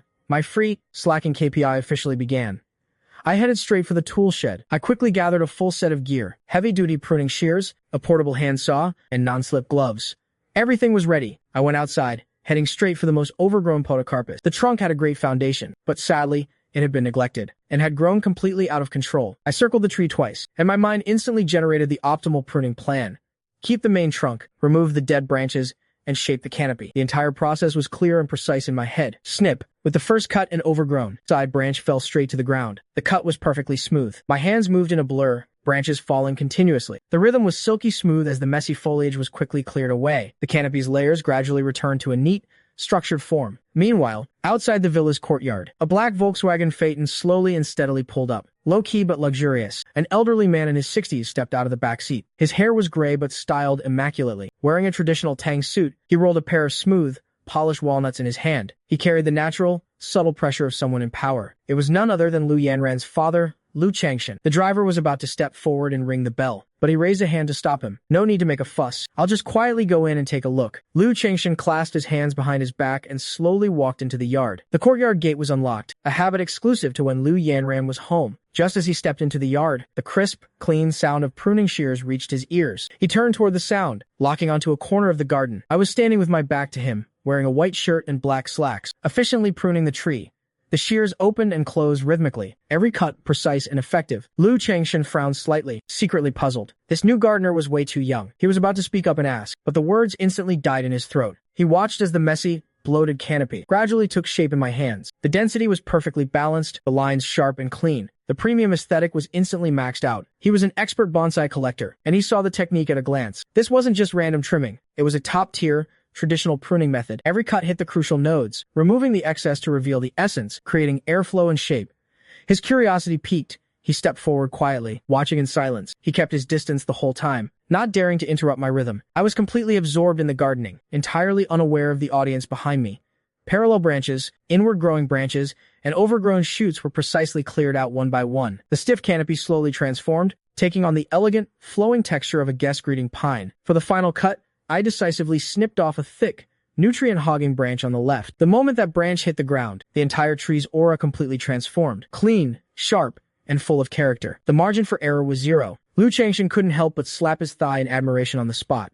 Brilliant. This cloud dragon exploring the C-negative space. Young man, your foundation is absolutely incredible. The sudden voice startled me. I whipped around, locking eyes with the smiling old man in the Tang suit who was sizing me up. My internal alarms instantly went off. Who the hell was this strange old man? A sudden gasp of admiration came from behind me. His voice was full of vigor. Brilliant. This cloud dragon exploring the sea. Young man, your eye for this is incredible. I instantly lowered my shears and turned around, my guard completely up. I saw an old man in a Tang suit standing not far away, rolling walnuts in his hand with a warm smile. My mind quickly ran a risk assessment. This villa district had top-tier security and strict access control. For this old man to enter the yard silently, he was definitely no ordinary person. Most likely, he was a core member of the Liu family or a top-tier family friend. I put away my tools, my posture neither humble nor arrogant, maintaining pure professional etiquette. I said, "You flatter me. It was just a casual adjustment." The old man took 2 steps forward, pointing at the flowing branch I had just pruned, and critiqued. Most gardeners these days only know how to prune by a template. It's all uniform spheres and mushroom shapes, completely lacking in technique and artistic conception. But your cut dared to subtract. It instantly brought the entire tree's aura to life, a top-tier approach to negative space. He looked me up and down with great interest, starting his background check. Where did you learn such solid fundamentals to dare to make a cut like that? Your vision and courage are far from ordinary. I smiled faintly and spoke, my mind automatically pulling from my master-level gardening knowledge, self-taught. I just can't stand seeing plants suffocating and competing with themselves. I raised a hand to gesture at the left side of the canopy, smoothly explaining the professional logic. Podocarpus loves sunlight. The branches on the left were too dense, blocking the wind and stealing nutrients. The overgrown shoots were hoarding resources, causing the inner canopy to go dormant, making the tree look stiff. Cutting off the main competing branch looks like leaving empty space, but it actually empowers the remaining side branches, suppressing the left to elevate the right, empty at the bottom and solid at the top. That's the underlying logic of a cloud dragon emerging from the sea. Reluctant to cut losses, this tree will forever remain just a shrub. It'll never become a true masterpiece. The old man nodded repeatedly as he listened. The speed at which he rolled the walnuts in his hand even quickened a bit. What a brilliant take on balancing yin and yang. Young people nowadays are too impatient. They only look at short-term gains and don't understand long-term shaping. He walked a circle around the tree, looking more and more satisfied. His approval rating was absolutely maxed out. Compared to the so-called masters he had hired for top dollar, my technique was clean and decisive and incredibly visionary. There was no empty, bookish theoretical talk. It was all practical, hard-hitting skills. Then, he stopped in front of a yellowing black pine nearby. It was obvious he was going to test me. Since you're an expert on Buddhist pines, take a look at this black pine. I've raised it for 3 years, but it hasn't grown. In fact, it's only getting worse. Where did it go wrong? I just glanced at it and instantly locked onto all the issues. I saw right through to the core. The soil was compacted and waterlogged. The maintenance logic was completely backwards. Black pines are drought-resistant. Keep this in mind. The soil here isn't breathable, so the root system is starved of oxygen. Plus, it's kept in the shade, lacking sunlight, which completely cuts off its photosynthesis. Naturally, it's withering away day by day. The old man raised an eyebrow impressed. Then how should we completely fix it? I stepped forward and pinched the top needles, delivering a precise solution. Step 1. Change the soil. Mix in some akadama soil and coarse sand to maximize breathability. Step 2. Prune it heavily. Cut back the leggy branches to force out the inner buds. Finally, control the water and fertilizer. Starve the sapling for a month. Put it in a life or death situation, and only then will it be completely revitalized. The old man instantly burst into hearty laughter. His eyes were full of amazement. Brilliant! That's incredibly insightful. Those servants only know how to apply light fertilizer frequently, taking it step by step. The more they care for it, the worse it gets. You're so young, yet your methods are precise and ruthless. You truly understand the core fundamentals. At this moment, his impression of me completely shifted, from appreciating my craftsmanship to absolute, ultimate approval. A certified top-tier hidden gem, seemingly an ordinary butler, but actually hiding profound depths. He feigned casualness, probing me. Are you the new gardener? I shook my head and answered truthfully. I'm not a gardener. I'm the exclusive butler here. A butler. The old man revealed a look of genuine astonishment. A butler who's also a master of top-tier gardening techniques? I put away my pruning shears, keeping my composure. I just focus on doing my job well. Consider it adding value to my position. For my employer, I have to take care of everything, every plant, every meal, every detail. If the plants die, or the food tastes bad, that's my failure at work. Hearing the word food, the old man's eyes instantly lit up. As a veteran foodie, he immediately caught the key information. From the sound of it, you've also deeply studied the culinary arts. I casually gathered the clipped branches on the ground and casually shared my thoughts. I wouldn't call it a deep study. I'm just proficient in home-style Sichuan cuisine. Sichuan food's one dish, one flavor, shares the same underlying logic as pruning trees. Numbing and spicy are just the surface. Freshness and aroma are the skeleton. The complex flavor profile is the true core. When you grasp its soul, even a simple stir-fried water spinach can have the rich layers of meat. These few sentences directly hit the old man's sweet spot. As an expert listening to the nuances, he instantly confirmed that I truly understood, truly knew my stuff, and was truly insightful. He sighed inwardly. Lu Yanran didn't just hire a butler. She clearly dug up a top-tier treasure. Her eye for talent is absolutely ruthless. Steady, reliable, and with maxed-out skills. Neither arrogant nor impatient, a certified top-quality prospect. He was just about to reveal his identity and go inside to mooch a meal and test my skills, when from the corner of his eye, he caught sight of Lu Yanran through the second-floor French window. She was waving her hands frantically, gesturing, sleeping, and keep quiet. The old man understood instantly, and immediately stopped in his tracks. Lu Yanran was resting during her period. Interrupting her now would just ruin her recovery rhythm. He couldn't bear to disrupt his precious daughter's rest cycle. The old man turned, stepped forward, and gently patted my shoulder. The force was mild, and his eyes were absurdly affectionate. Keep up the good work, young man. The way you pruned this tree today really won me over. I was left looking completely bewildered by the pat. I was screaming internally. This tone, this expression, it's exactly like a boss giving a mediocre year-end review. And the way he looks at me is just like an old farmer, looking at his best, prize-winning cabbage. It's just my job. I should do it well, I replied politely with a slight bow. The old man said no more. He clasped his hands behind his back and slowly walked away. His steps were exceptionally brisk, returning fully loaded. His mindset was an absolute winner. I watched him walk out the gate and saw him get into a black Volkswagen Phaeton parked by the road. A low-key million-dollar luxury car disguised as a commoner's ride. I was instantly certain that this old man's identity was absolutely not simple. Could it be that he's the hidden top-tier boss of the Lu family? The doors of the black Phaeton closed, instantly isolating all outside noise. Inside the car, Lu Changshan rolled the walnuts in his fingers. The clicking sound was brisk and rhythmic. Anyone familiar with him knew that this was the boss's exclusive signal for being in a fantastic mood. In the front seat, Lao Chen, his veteran driver of 20 years, quietly observed his boss through the rearview mirror. The irrepressible smile wasn't hidden in the slightest. You have to understand, this business godfather's standards were incredibly high. Ordinary young talents would at most get a perfunctory, not bad. For someone to move him like this, it was truly a first in recent years. Boss, seems like you had a good harvest today, Lao Chen probed tentatively. Lu Changshan leaned back against the leather seat, eyes closed, chuckling softly. Lu Yanran didn't fool me. Seeing is truly believing. This kid is an absolute stabilizing pillar. His mind kept replaying the image of me pruning the tree. Utterly steady. Decisive cuts with zero hesitation. That calm demeanor simply can't be faked. Lao Chen was instantly stunned. A stabilizing pillar? Isn't that evaluation a bit too high? It's not high at all. Lu Changshan opened his eyes, his gaze full of certainty. You watched Yanran grow up. Don't you know what kind of explosive personality she has? She's a certified walking powder keg. Short fuse.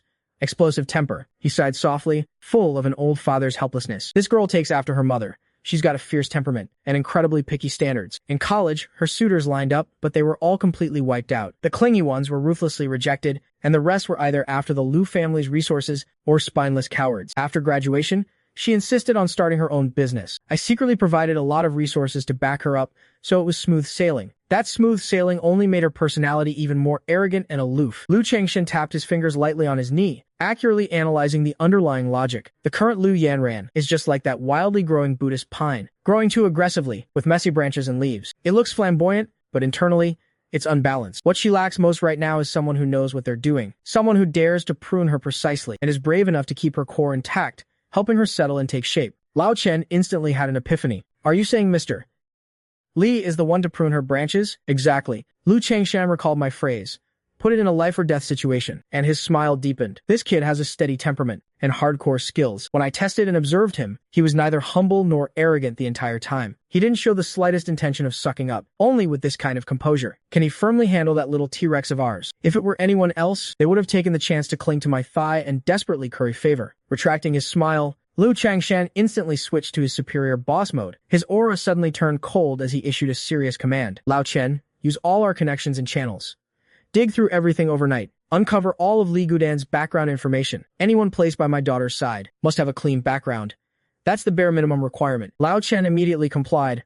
Understood. I'll have the files on your desk before tonight. The Black Phaeton accelerated smoothly and low-key drove out of the villa district, leaving no trace behind. Inside the villa's garden, I wiped clean my pruning shears and hooked them back onto my tool belt. I glanced at the completely refreshed Buddhist pine, and my OCD was instantly cured. It's just that the old man in the tang suit from earlier still left me with some doubts. His aura crushed ordinary people, and his gardening knowledge was practically professional grade. The key was the way he looked at me, affectionate, yet carrying a heavy sense of scrutiny. Just as I was secretly analyzing this, the long-dormant system suddenly triggered. Ding!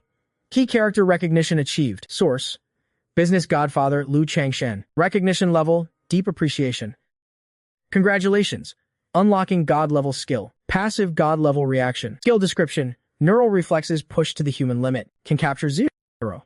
1-second dynamic changes. Combat, driving, and emergency anticipation are all triggered as all-around instincts. I froze on the spot. My brain quickly retrieved the information. Lu Changshan, Sichuan Chongqing's top-tier business tycoon, the helmsman of the Lu Group, Lu Yanran's biological father.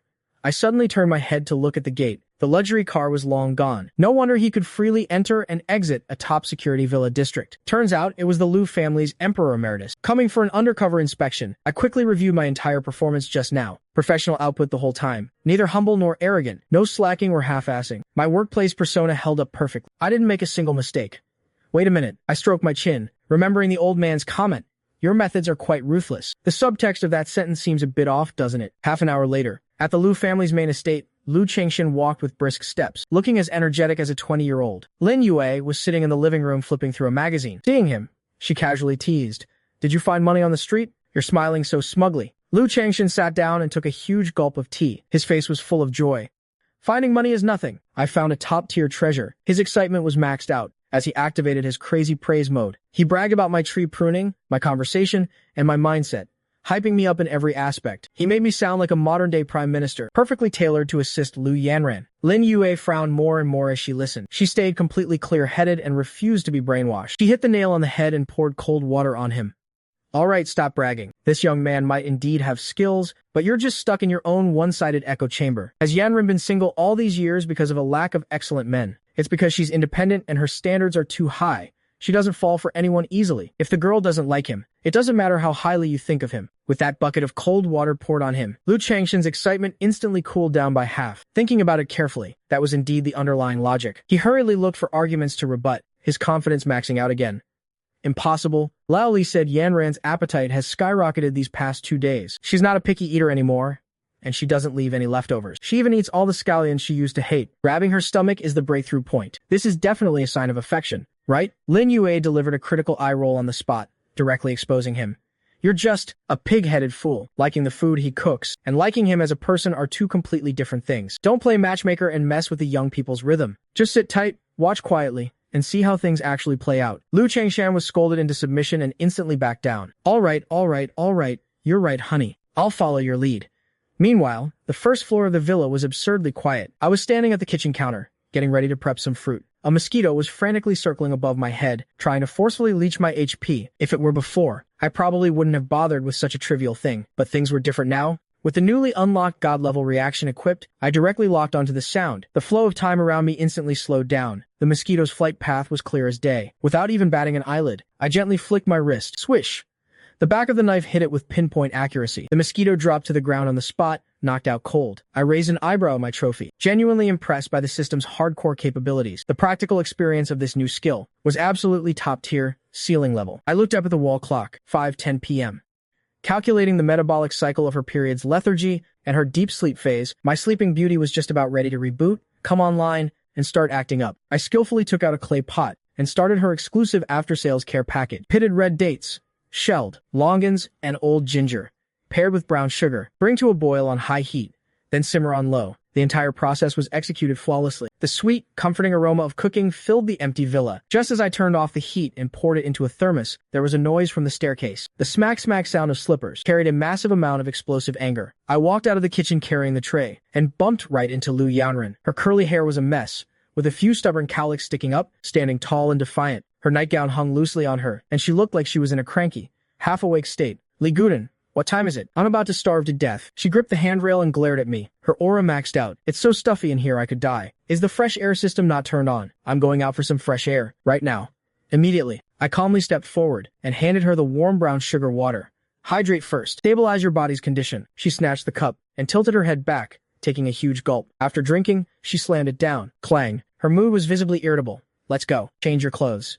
We're going to Taiku Li. I need to breathe some oxygen and go shopping. I'm going to treat myself. I stood my ground, gently shaking my head in refusal. Boss Lu, based on your current physical data, I do not recommend going out. Those words directly stepped on her landmine. Lu Yanran instantly put her hands on her hips and glared, her combat power maxing out in a flash. This little symptom doesn't affect my maxed out physical fitness at all. Don't treat me like some fragile little flower. I looked at her, ready to explode at the slightest spark, and complained frantically in my head. I'm not worried about your body. I'm worried about the public safety of Sichuan and Chongqing. It's the first day of your period. Your emotions are completely on the verge of losing control. Taiku Li is packed with people, and the crowd is complicated. Line cutting and friction happen all the time. With her current cranky state, the slightest issue, and she'll 100% start a fight on the spot. One of my workplace KPIs is to maintain the client's emotional stability and prevent PR disasters. I have to keep this living time bomb locked down in home isolation. If she's going to blow up, she can only blow up on me. I absolutely cannot let her go out and endanger public order. Going head-to-head would only escalate the conflict. Reasoning with her was completely useless. I instantly switched to my exclusive coaxing operation plan. You misunderstood. I don't think you're weak. I'm just afraid there are too many people in Taiku Li, and they might accidentally bump into you. I'm not afraid of crowds. I love the hustle and bustle. Lu Yanran cut me off directly, her chin raised high, her stubbornness maxed out. It's as quiet as a haunted house in here. I want to go out and look at handsome guys and pretty girls. Hurry up. If you keep dawdling, I'll dock your performance bonus. Conventional communication had completely failed. I could only unleash my ultimate trump card. To deal with an unreasonable female client, the top-tier solution is to abandon logic and aggressively shower her with compliments. I cleared my throat, my eyes serious and sincere, and activated my deadpan flattery mode. I'm not letting you go out purely out of selfishness. Lu Yanran froze, her eyes full of suspicion. What's selfishness? You don't want to work overtime. I'm not short on money, but his eyes and tone were incredibly sincere. No, it's because your current state, your beauty's lethality is off the charts. That lazy, casual, relaxed vibe brings its own top-tier aura. It's the most authentic, high-class texture, crushing all those cookie-cutter influencer faces in Taiku Lee. With this bare-faced, flawless, and effortless look, once you go out and get street snapped, you'll easily trigger severe appearance anxiety among pedestrians and even cause a massive traffic jam from people staring. So, in order not to disrupt public order and to leave ordinary people a way to live, this top-tier beauty can only be kept hidden at home. A whole set of rainbow farts was outputted seamlessly with flawless, perfect logic. The air fell silent for 3 seconds. Lu Yanren instantly cooled down. Her anger dropped to zero. Her cheeks quietly flushed red. She awkwardly touched her messy hair and tugged at the collar of her nightgown. Really? Are you serious? Is it as exaggerated as you say? I know I have good natural features, but it can't be that ridiculous, right? Her mouth was frantically being modest, but her expression completely betrayed her. Her restless urge to go out was directly flattered into thin air. She slowly slumped back onto the sofa, her toes gently swaying. Fine. Since you're such a smooth talker, I'll reluctantly stay home and be beautiful all by myself. I won't put pressure on the pedestrians. I secretly breathed a sigh of relief. I finally managed to maintain stability and avoid a crisis. Just as I finished cleaning the coffee table, before I could even slack off and recover my HP, Lu Yanran's eyes darted around. A certified NPC refreshing a new quest. But me not going out comes with a condition. I sacrificed my right to entertainment and relaxation. To endure boredom at home, you have to give me corresponding emotional compensation. My heart skipped a beat. I had a bad feeling. Boss Lu, what kind of compensation do you want? She leaned back on the sofa, her eyes as sly as a scheming little fox. It was obvious that this girl had already grasped my weakness. That macroeconomics book this afternoon was so dry and boring. It was like a top-tier sleeping pill. However, the white noise effect of you reading it barely met my standards. I looked at her treacherous smile, and my scalp instantly went numb. An ominous premonition. Maxed out. Lu Yanran, what kind of stunt are you trying to pull now? Lu Yanran sat on the sofa, revealing a wicked grin. She wagged a finger in front of me, making it clear she was about to add a bizarre new demand. I've decided, Li Gudan, from now on, you have to coax me to sleep every night. Reading documents, telling stories, whatever works. You must provide full audio service the entire time. My pupils literally quaked on the spot. I screamed internally, so my butler position is expanding in all directions without boundaries. Boss Lu, my job description is a butler, not a kindergarten nap-time teacher, and definitely not an ASMR streamer. I finally figured out her iteration logic. Yesterday, she added a daily creative flattery KPI. Today, she upped the ante with an exclusive nighttime sleep coaxing service. At this rate of involution, is she going to force me to sleep with her the day after tomorrow? My workplace bottom line was being repeatedly shattered. I don't care. Lu Yanran instantly activated her shameless mode, refusing to listen to any reason. If I don't hear your voice, I get insomnia. If I get insomnia, my mindset collapses the next day and I can't work. She counted on her fingers, laying out a perfectly closed-loop logic for me. If I have no energy, I can't make decisions. The company's performance will directly plummet. If the company isn't profitable, I have no income. She suddenly looked up, her dark eyes locking onto me for the ultimate kill shot. If I don't make money, what about your 100,000 monthly salary and your year-end bonus? Do you still want them? I was speechless, completely and utterly checkmated. This wave of logic was absolutely flawless. It was a complete dimensional strike against a wage slave. For the sake of my salary, not only did I have to manage her meals and daily life, now I also had to manage her pre-sleep emotional value. I made one last dying struggle, trying to fight for my rights. You can't possibly do this every single day. Even the Arabian Nights ran out of stories eventually. Lu Yanran completely ignored my point. She jumped off the sofa, barefoot, and pattered straight into the study. A few seconds later, she came marching back with my employment contract in hand, tapping the clauses hard with her fingertip. Her boss aura was at max capacity. Read it carefully. Article 5. When the employer is in low spirits, the butler must provide full emotional support. It was right there in black and white, complete with my own red thumbprint. Irrefutable proof. My eyebrow twitched wildly. I was genuinely speechless at her nitpicking. Boss Lu, are you telling me you get in a bad mood right on schedule every day? Exactly. She tilted her chin up to the sky, acting completely justified. I get my late-night depression right on time, even more punctual than my period. Once night falls, I get emo and need to be coaxed. Got a problem with that? I looked at the woman throwing a tantrum in front of me, falling into a complete daze. When we first met, she had sunglasses and a Ferrari, an aloof, domineering CEO with an imposing aura. But looking at her now in her bathrobe, arguing relentlessly just to hear a bedtime story. Is this really the decisive, ruthless head of Qianyu? Media? The contrast was absolutely staggering. I completely surrendered. I'll read. But trashy web novels about domineering CEOs. AR is strictly off the table. Deal? Lu Yanren's eyes instantly curved into happy crescents. She was as thrilled as a kid. She secretly reviewed her victory in her head. Playing the word game loophole worked perfectly. If I can't have the domineering CEO falls for me, then the aloof butler's exclusive care should be fine, right? Plan successful.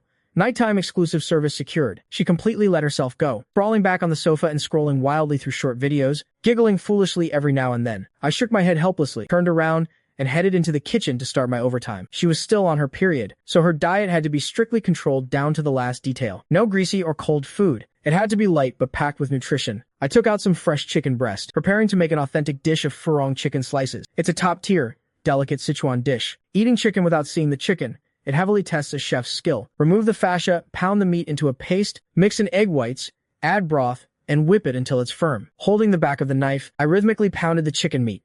Thump, thump, thump. The dull, steady chopping sound had a natural healing vibe. Slacking off in the living room, Lu Yanran was instantly drawn in. She put down her phone and turned her head toward the kitchen. Bathed in the warm light, my back looked steady and sharp. The monotonous pounding sound somehow sounded incredibly therapeutic to her. Any regret she had about not going out instantly vanished to zero. Those internet-famous pretty boys at Taiku Li, compared to my butler cooking at home, are completely out of his league. An hour later, I walked out of the kitchen holding a white porcelain soup tureen. Dinner's ready. Lu Yanran shot up like a rocket, sprinting to the dining table at the speed of light. The clear broth in the tureen was pristine, and the snow-white chicken slices were perfectly unfurled, blooming like lotus flowers. Garnished with emerald green pea shoots, the presentation and aroma were absolutely top-notch. She couldn't wait to scoop up a spoonful. It was tender and smooth on the palate. The fresh meat paste and rich broth melted instantly in her mouth. The texture is incredible. This is amazing. Lu Yanran devoured 3 bites in a row, her eyes full of awe. With your skills, not cooking for state banquets is a total waste of resources. If the company ever goes under, I'll take you to set up a street stall. We'll make a fortune, I promise, I replied calmly. Cooking for Boss Lu pays better than a state banquet. Plus, I don't have to follow a bunch of tedious rules. She automatically romanticized my words in her head. In her eyes, this was exclusive favoritism. He only wants to cook for me, she replied smugly. Of course. Keep up the good work, and I'll absolutely max out your bonuses and benefit. The meal was devoured like a whirlwind, leaving the plate spotless. We finalized the details of the nighttime sleep coaxing agreement. Work starts exactly at 11 p.m. every night. I have to read until she falls asleep. She even pushed her luck, demanding I sit right by the bed. You can't sit too far away. I nodded silently in agreement, fully accepting reality in my heart. Once your workplace boundaries are breached, it's just an endless series of compromises. I really need to put my resignation countdown on the agenda. If I keep working like this, I'll be completely at this female boss's mercy sooner or later. After washing the dishes and walking out of the kitchen, I was intercepted halfway by her. Post-dinner digestion. Time for some entertainment. Lu Yanran waved her phone, the teamy icon glaringly obvious. Come on, play a couple rounds of Honor of Kings with me. Boss Lu, I quit that game a long time ago. I'm basically a prehistoric player at this point. I wiped my hands clean, staring at the familiar game icon on my phone. It had been gathering dust on my phone for years. The days of pulling all-nighters with the boys in college. After graduation, everyone got busy, and the dorm group chat went dead. My youth had basically landed and turned into a loot box. It's fine. Lu Yanran patted her chest, her aura fully unleashed. Radiating confidence, she said, I'll carry you up the ranks. Guaranteed wins, no losses. Her movements were a bit too exaggerated, causing the neckline of her bathrobe to sway slightly. But she didn't care at all, her eyes full of the fresh excitement of carrying me in a game. Seeing her bursting with confidence, I nodded helplessly. The client boss's entertainment needs must be met unconditionally. I opened the long-forgotten game and was instantly dumbfounded. The teamy sound effect played, followed immediately by a massive update progress bar. Resource pack updating. 12 gigabytes. Are you kidding me? Is the mobile game industry really this competitive now? This update size is basically downloading a whole new game. Normal operation. Lu Yanran leaned over and explained calmly. They keep pumping out crazy skin effects. It's bound to bloat the storage. Just sit and wait. Our home Wi-Fi bandwidth is more than enough. We sprawled side by side on the sofa, waiting for the update. Going through the motions, she got bored and started interrogating me. What role did you main back then? I mained jungle in college. Later, I got too busy with part-time jobs and just quit. I stared at the progress bar crawling at a snail's pace, filled with nostalgia. My old counter-ganking masterpieces. My 3-finger controls were definitely rusty by now. I was probably a total noob now and would likely drag the team down. Don't worry, I've got your back. Lu Yanran looked smug. I'm a crazy headhunter. I main both Angela and Daji. I'm the absolute ceiling of bush camping. As long as I catch someone, one full combo and they're dead. Saying that, she shoved her phone right in front of my face to show off. Her account profile was filled with limited edition legendary skins. The VIP 10 badge was shining brightly, a certified pay-to-win whale. Her wealth level was maxed out. See that? Full collection of skins. I'm only in star 5 right now because my teammates are trash. They're all paid actors dragging me down. I stared at her rank, which was clearly protected by teardrop prevention cards, and instantly understood. The classic terrible at the game but loves to play, relying entirely on spending money to look good. Boss Lu's skills are top tier. It's all the teammates' fault.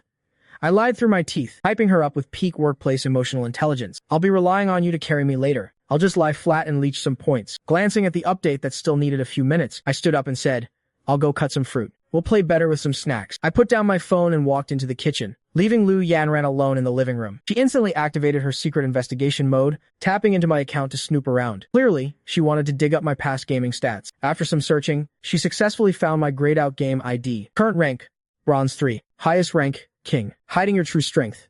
Huh? Lu Yanran raised an eyebrow, instantly intrigued. Looks low-key, but he actually used to be a top-tier jungle king. Her eyes landed on my profile picture. Her gaze suddenly sharpened. A minimalist hand-drawn dog head. Simple, yet very familiar. She instantly connected the dots from all over the internet. Detective Yanran was officially on the case. That mysterious netizen in the UK. Cat is not good. Her avatar is a hand-drawn cat in the exact same style. The art style matches perfectly. A massive amount of clues instantly pieced together in her mind. A complete logical chain quickly formed. He and Cat is not good definitely had an online gaming romance back in the day. One in Sichuan, one in the UK. A classic cross-time zone online fling. Custom dog avatar. Matching cat avatar for couples. Later, he quit the game and they disconnected. The two of them ended things there. Then she recognized him from a video online, which is why she left that comment. Long time no see. This logic was absolutely rock solid in her mind. Then, she started analyzing the finer details. The key point is, did she recognize him from the avatar, or from his side profile? If it was the avatar, it was purely platonic. An online romance where they never met isn't a big deal. But if it was his face, that means they met in real life. There's a deeper story. That's a huge problem. Lu Yanran's eyes grew increasingly sharp, her heart brimming with murderous intent. If I find hard proof they met in person, I'll fire him on the spot today. To verify her theory, she immediately clicked on my Intimacy Relationships tab. The loading circle spun wildly. Her heart rate maxed out, passing her lip tightly. She mentally spat out threats. If you dare hide a romantic partner, or keep lingering ties from an online romance, I'm canceling the bedtime service tonight, deducting your full bonus, and firing you immediately. The page finished loading. The intimacy list fully expanded. A few bros and father-son relationships. All male IDs. No female accounts. No cat avatars. No lover tags. It was absurdly clean. Not a single trace of romance. Lu Yanran instantly let out a sigh of relief. The heavy weight in her heart finally dropped. Slumping back on the sofa, she secretly rejoiced. Consider this guy lucky. What are you looking at? I suddenly spoke up, holding a plate of fruit. Lu Yanran jumped in fright, nearly dropping her phone. She exited the page at the speed of light, pretending to adjust her bathrobe, calmly covering it up. And nothing. Wasn't looking at anything. I set down the fruit plate and glanced at my phone screen. The update had just finished. Let's go, let's go. Lu Yanran grabbed a piece of watermelon and took a huge bite. The sweetness was off the charts. Her mood was a perfect 10. All of her suspicions were swept away, leaving nothing but pure joy. Match found. We entered the character selection screen. Lu Yanran instantly locked in her main, Daji. Confidence maxed out. Bush camping. The ultimate one-shot combo. I'll cure anyone's arrogance. I scanned the team comp. We were missing a jungler. I casually scrolled through the hero pool and locked in. Li Bai in his white phoenix skin. The blank mastery badge next to my hero instantly triggered my teammates. Player 3 marksman. A blank mastery Li Bai. Pure trash practicing in ranked. Player 4 support. Li Bai does 0 damage this patch. Is he trolling? Let's just surrender. Player 3. GG. Surrender at 6 minutes. Just waiting to lose. Lu Yanran frowned, ready to turn on her mic and flame them to defend me. I raised a hand and stopped her, saying calmly, no need to argue. Let our skills do the talking. We'll slap their faces with the results. Even though I hadn't played in years, and the game had gone through countless updates, the moment my fingertips touched the screen, my muscle memory instantly awakened. My permanently active god tier reflexes completely reconstructed my vision. Enemy skill windups, projectile trajectories, minion attack animations, everything was visualized in slow motion. The sheer value of this ability was basically a dimensional strike against this lobby. At the start, I abandoned my own red buff area and headed straight to invade the enemy jungle. Lu Yanran controlled Daji in the mid lane, looking confused. You're not farming your own jungle? Aren't you afraid of ruining your tempo? The enemy's resources taste better. We're playing for total invasion and domination. In less than 30 seconds, I executed perfectly, using my first skill to dash through the wall. I timed the damage perfectly, smited the red buff, and stole it. The enemy level 1 Han Xin was completely bewildered. He didn't even have time to react. I stuck to Han Xin, weaving basic attacks with my second skill flawlessly. A flash of sword light, and his health vanished. The announcer's voice rang out. First blood. The entire sequence was pure nervous instinct. My reaction time was pushed to the absolute limit. I raised an eyebrow and chuckled softly. This god tier buff really is invincible. At the 2-minute mark, a team fight broke out in the mid lane. Lu Yanran positioned too far forward and walked right into an enemy bush ambush. 2 sets of crowd control locked her down completely. Her health bar instantly bottomed out. Save me. Li Gudan, save me. These 2 campers are targeting me. They have no honor. Here they come. Before she even finished speaking, a white-clad figure dashed out from the river bush. 2 rapid dashes perfectly stunned both enemies. I used my second skill to draw a circle, dodging fatal damage while stacking my ultimate. Green Lotus Sword Song unleashed. The martial sword aura instantly reaped their lives. Double kill. After dealing my damage, I dashed away to retreat, brushing off my clothes, hiding my merits and fame. Lu Yanran looked at her Daji, who had barely survived with a sliver of health. Her heart skipped a beat. She turned her head to steal a glance at me. My focused side profile suddenly looked inexplicably handsome to her. She let out a haughty HMFF, forcing herself to maintain her boss persona. I guess your reflexes are alright. Otherwise, your boss would have been staring at a gray screen. At 10 minutes, the enemy team grouped up as 5 to push mid aggressively. To defend the tower, Lu Yanran forced an engage and was instantly focused and deleted. She slammed the sofa in anger. These guys only know how to group up and snowball. I watched calmly the entire time, waiting for the enemy to blow their cooldowns before going in. The moment I caught an opening, I decisively activated harvest mode. I used the jungle monsters to stack my ultimate, engaged from a massive distance with my first skill, used my second skill to dodge all their burst damage, and blanketed them with my ultimate's sword aura. At this point, my gold lead was astronomical. With my top-tier items, the enemy squishies had zero resistance. They melted collectively in an instant. I played around my cooldowns, diving in repeatedly, and executed all the low-health targets. Triple kill, quadra kill, pentakill. The sound effect echoed through the living room. The enemy team was wiped out. The teammates who had been mocking me earlier changed their tune at the speed of light. Player 3. Boss, I was blind to your greatness. Player 4. Jungle King. Do you need a pocket support? I'll just follow you and spam 666. Enemy jungler, report him. He's definitely scripting. Lu Yanran stared at the Li Bai on her screen, who just pulled off a comeback pentakill. Her heart skipped a beat. The experience of being hard carried by a top-tier jungle king was absolutely intoxicating. She pursed her lips to suppress a smile, pretending to be nonchalant. Barely passable, I guess. From now on, you're my exclusive personal jungler. Just optimize your rescue speed next time. I destroyed the enemy crystal, and replied calmly, Understood, Boss Lu. In the second game, I locked in Li Bai again. Lu Yanran confidently took Daji. In the top lane, we had a teammate with the ID Ruan wants to be carried. As soon as the match started, a sickeningly sweet, fake cute voice came through the speaker. Jungle bro, you're so good. I only know how to play tanks. Please gank top lane more. The sweetness was overwhelming, making my skin crawl. Lu Yanran rolled her eyes to the heavens, muttering under her breath, Just play the game. Why do you have to fake your voice? Purely useless output. At 3 minutes, I roamed top and teamed up with Zhubaji to secure a kill. That fake cute voice rang out again, reeking of pick-me energy. Wow, your mechanics are so handsome, big bro. Thanks for helping me gank, big bro. Every single big bro directly ignited Lu Yanran's temper. Her Daji stood still and whiffed her skills into thin air. Her mental state completely collapsed. Who's your big bro? This is my exclusive butler. It's not an outsider's place to hit on him. Li Guden. Lu Yanran suddenly spoke up, her tone laced with jealousy. I want the blue buff. Give it to me right now. I looked at the newly spawned blue buff and simply yielded. Come get it. Lu Yanran controlled Daji and snatched the blue buff at lightning speed. She felt slightly vindicated. At least he knows what's good for him. He knows who the real carry is. In a mid to late game team fight, the enemy assassin dove straight for me. Lu Yanran's mind went blank, and she flashed right in front of me to tank the ultimate. Daji's screen instantly went gray as she died on the spot. Relying on extreme positioning, I survived with a sliver of health and counter-killed 2 enemies, stabilizing the team fight. Before I could even process what happened, the green tea nonsense came through the speaker again. Oh my, why did Daji's sis just feed? Good thing Jungle Bro is so skilled. Otherwise, we would have lost that fight. Play safe, sis. Don't drag Big Bro down. Those words instantly detonated Lu Yanran's fury. She bounced off the sofa, screaming into her phone. Feed? I was tactically tanking damage. You idiot. What does a useless Zhubaji like you know about mechanics? Keep running your mouth, and I'll crawl through the internet and end you. I held back my laughter and gently consoled her. Don't be mad. I only survived because you covered me. Otherwise, I'd be dead.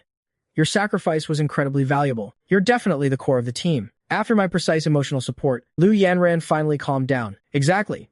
It's called macro awareness. She doesn't understand it at all. The match ended. Unsurprisingly, I took the MVP. Just as we returned to the lobby, a friend request suddenly popped up. The sender was none other than that green tea teammate. Ruan wants to be carried. Attached message. Jungle bro, you're too good. Let's do a queue next time. I'll use voice chat and keep you company. Before I even had time to react, Lu Yanran was instantly on high alert. She leaned in close, her peach blossom eyes glaring daggers at the request screen. Her murderous intent was fully exposed. I haven't even sorted out Cat is not good from the UK yet, and now this green tea pig in the game is trying to steal him. This man really has a passive ability to attract bees and butterflies wherever he goes. She gritted her teeth and stared at me, her tone dripping with suspicion and jealousy. Li Guden, why aren't you accepting it? Hurry up and accept it. Li Guden, go on, accept it. Lu Yanran stared at my phone screen, her sarcasm dialed up to the max. She's calling you Jungle Bro so sweetly.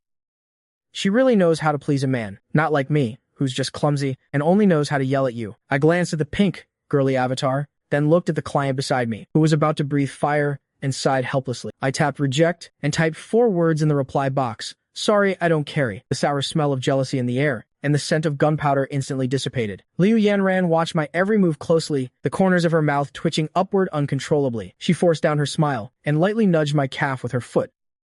Oh my, why did Butler Lee reject her? That girl had such a sweet voice and a great attitude. So obedient. Aren't you afraid of crushing the poor little girl's confidence? I saw right through her little scheme. A minute ago you wanted to bite my head off, and now you're pretending to be generous and forgiving? Boss Liu, you don't understand the underlying logic of this industry. A pink avatar combined with a fake cute voice means there's a 90% chance it's a 180-pound hairy guy behind the screen. He's probably smoking and picking his toes while fishing for guys online. For the sake of my mental health, I have to practice strict risk management. Liu Yanran froze on the spot. After picturing that scene, she violently shuddered. That's disgusting. Block him immediately. But she had no intention of letting the topic go just yet. She continued to press closer, step by step. Leaning in, her peach blossom eyes locked dead onto mine. What if the other person really is a soft, cute girl? Petite, delicate, and sweet-sounding. The super easy-to-get-along-with type. Would you still ignore her? I slightly averted my gaze from hers. My answer was crisp and clean, with no room for why. Esports rejects love-struck women. They only affect the speed and DPS of my sword drawing. This answer stepped right on Liu Yanran's landmine. By that logic, she, as a woman, would also be considered a negative influence. Liu Yanran stepped barefoot on the carpet, stood up, and aggressively closed the distance. She planted both hands on the back of the sofa, trapping me in a half embrace. We were incredibly close. A faint, fresh fragrance washed over my face. So, what you're saying is, I also affect your sword drawing performance? The air instantly fell silent. The danger meter was maxed out. My brain did a light-speed U-turn, activating my high EQ corporate survival mode. Boss Liu is a complete exception. Others are a downgrade that holds me back. You are a full-power buff. To protect you, my sword could turn into a helicopter propeller, taking off on the spot and slaughtering everything. I silently added in my head, as long as the money is right, I could even build you a real helicopter. Liu Yanran instantly short-circuited. She froze for 2 seconds, then burst into a puffed and completely lost it, laughing out loud. She straightened up, rolling her eyes at me, her Sundar vibe off the charts. Smooth talker. You always know exactly what to say. She sounded disdainful, but inside, she was sweet as honey. This was the correct answer. Other women were just distractions. She alone was the exclusive exception. Liu Yanran's mood instantly hit a perfect score. She immediately quit the game. I'm not playing anymore. There are too many green tea NPCs in this game. The user experience is terrible. She grabbed my wrist, excitedly dragging me toward the stairs to change activities. Let's go to the basement to watch a movie. The temperature in the basement's private theater was even lower than the first floor. Liu Yanran walked ahead, the hem of her nightgown swaying gently with her steps. She looked completely relaxed, showing no signs that she was still on her period. Hurry up, hurry up. Dawdling like this is too inefficient. Carrying the prepared fruit platter, I followed steadily behind her. Heavy soundproof doors, professional acoustic treatment. It was a top-tier private home theater. Starlight ceiling, acoustic wall panels, genuine leather sofas. The boss's entertainment setup was absolutely maxed out. Liu Yanran kicked off her slippers and flopped onto the sofa, looking incredibly lazy. Little Lee booted up. Time to work. The remotes and sound system are on the side. Get it running quick. I set down the fruit platter and stepped forward to boot up the entire audiovisual system. The giant screen slowly lowered, revealing the movie library. Thousands of films were neatly categorized. Action, sci-fi, suspense, romance, every genre was covered. I turned back to look at the sprawling Liu Yanran, thoughtfully asking, what would Boss Liu like to watch? Let's pick something light and healing. You're emotionally sensitive during your period, so it's best to avoid anything too stimulating. A gentle movie is the optimal choice. I naturally hovered over the animation category, aiming for a safe, stabilizing option. Liu Yanran tilted her head, scanning the movie list. Her eyes quickly darted around, until finally, they locked onto the horror category icon with a skull. That one. Horror movies. Her eyes lit up with excitement. She wasn't scared at all. Exciting. My finger paused. I immediately advised against it.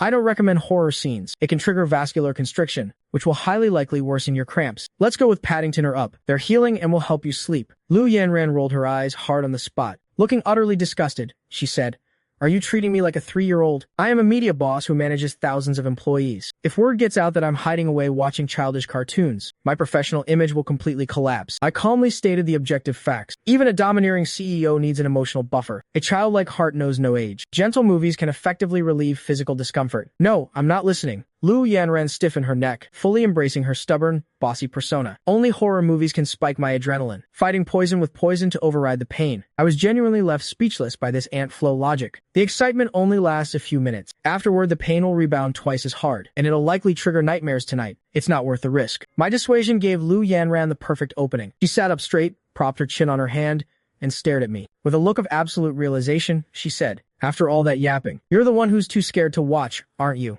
It was a low-level taunt, but it accurately poked at my competitive spirit. Who would have thought the aloof, all-powerful Manager Lee is actually afraid of ghosts? Do you get scared going to the bathroom alone at night? Don't worry, if you really get scared. I looked at her smug, triumphant face and completely gave up on this useless communication. There was no point arguing logic with the client. Catering to her demands was the optimal KPI. Since Boss Lou is in such high spirits, then let's go with a classic. I pressed confirm. A poster instantly popped up, a terrifying face taking up half the screen. The title boldly displayed, The Shining. I pressed the confirm button on the remote. The Shining's classic, terrifying face instantly filled the giant screen. Liu Yanran's eyes lit up on the spot. Her satisfaction was maxed out.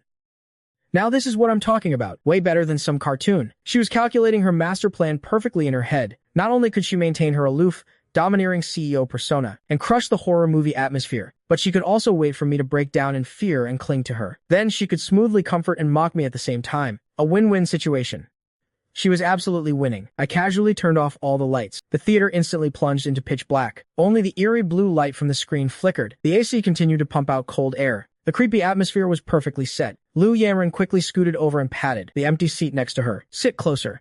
Watching from far away ruins the experience. I sat down without a word. The movie officially started. The signature deep bass BGM of classic horror films suddenly kicked in. Oppressive and dissonant, the music mixed with a subtle, teeth-grinding sound effect that echoed through the room. Enhanced by Dolby Atmos, the scalp-tingling sensation was dialed to the max. I got up, went to the bar to grab a thick wool blanket, and warmed up a glass of milk. Keep warm. You can't risk catching a cold on your period. Liu Yanran took the milk, wrapped the blanket tightly around herself, leaving only her eyes exposed, but her mouth was still acting tough. Looking utterly unimpressed, she said, "The pacing at the start is too slow. It has zero impact." The camera cut to a long shot of the hotel corridor. Red carpet with bizarre geometric patterns. The low-angle tracking shot was full of oppressive tension. The little boy rode his tricycle through the empty halls. The eerie atmosphere continued to build. Liu Yanran's breathing gradually slowed. Her confidence was quietly crumbling. The hot milk in her hands had lost all its warmth. The next second, a pair of twin girls abruptly appeared at the corner of the corridor. They stood silently, staring dead into the camera without moving an inch. It was incredibly bizarre. The background music instantly spiked, sharp and piercing,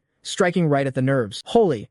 Liu Yanran's hand jerked violently, nearly spilling the milk everywhere. She hastily slammed the cup down and shrank into the blanket, curling up into a tight ball. The lighting was dim, so I couldn't see her exact expression, but that balled-up posture completely exposed her true feelings. The plot continued to progress. The male lead was completely driven mad by the evil spirits. The iconic axe-chopping the door scene was about to drop. The theater's temperature plummeted, the chill layering on. Liu Yanran hid her face, staring intently at the screen, too afraid to blink. In contrast, I calmly held my cup and sipped my milk, even analyzing the cinematography in my head. Wide-angle distortion, cool tone lighting, isolation. The texture of madness was maxed out.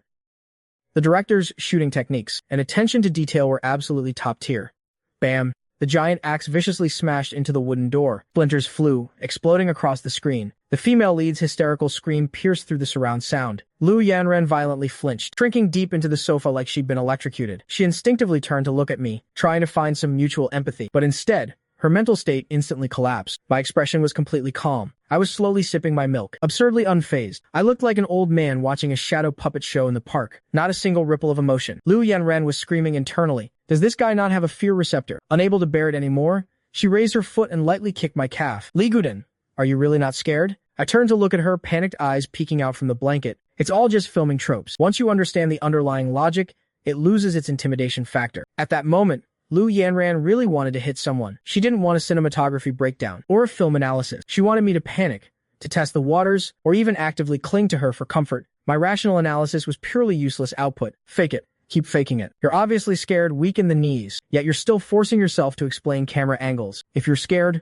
just say it. It's not like I'll laugh at you. Right as she finished speaking, a high-intensity, iconic scene suddenly struck. The elevator doors abruptly opened, and a torrent of bright red blood gushed out. The flood filled the entire corridor, delivering maximum visual impact. Liu Yanran instantly broke down and screamed. She squeezed her eyes shut, her hands blindly grasping around, until they accurately clamped onto my arm. She gripped it with all her might. Still, she remained stubborn to the bitter end. Even in her panic, she didn't forget to aggressively assert dominance. Leguden, you're scared too, aren't you? Hurry up and admit it. Otherwise, I'm really going to get mad. I looked down at the current situation, feeling both helpless and amused. The grand, aloof female CEO was currently buried in my shoulder, shivering. Her small hands were freezing cold, her palms covered in cold sweat, Yet her grip was absurdly strong. She was exactly like a cat whose fur puffed up from a sudden thunderclap, but still tried to act tough. I sighed softly, playing along as I set down my water glass. I flipped my hand over and wrapped it around her freezing little hand, transferring all the warmth from my palm, delivering precise workplace emotional support. I admit it,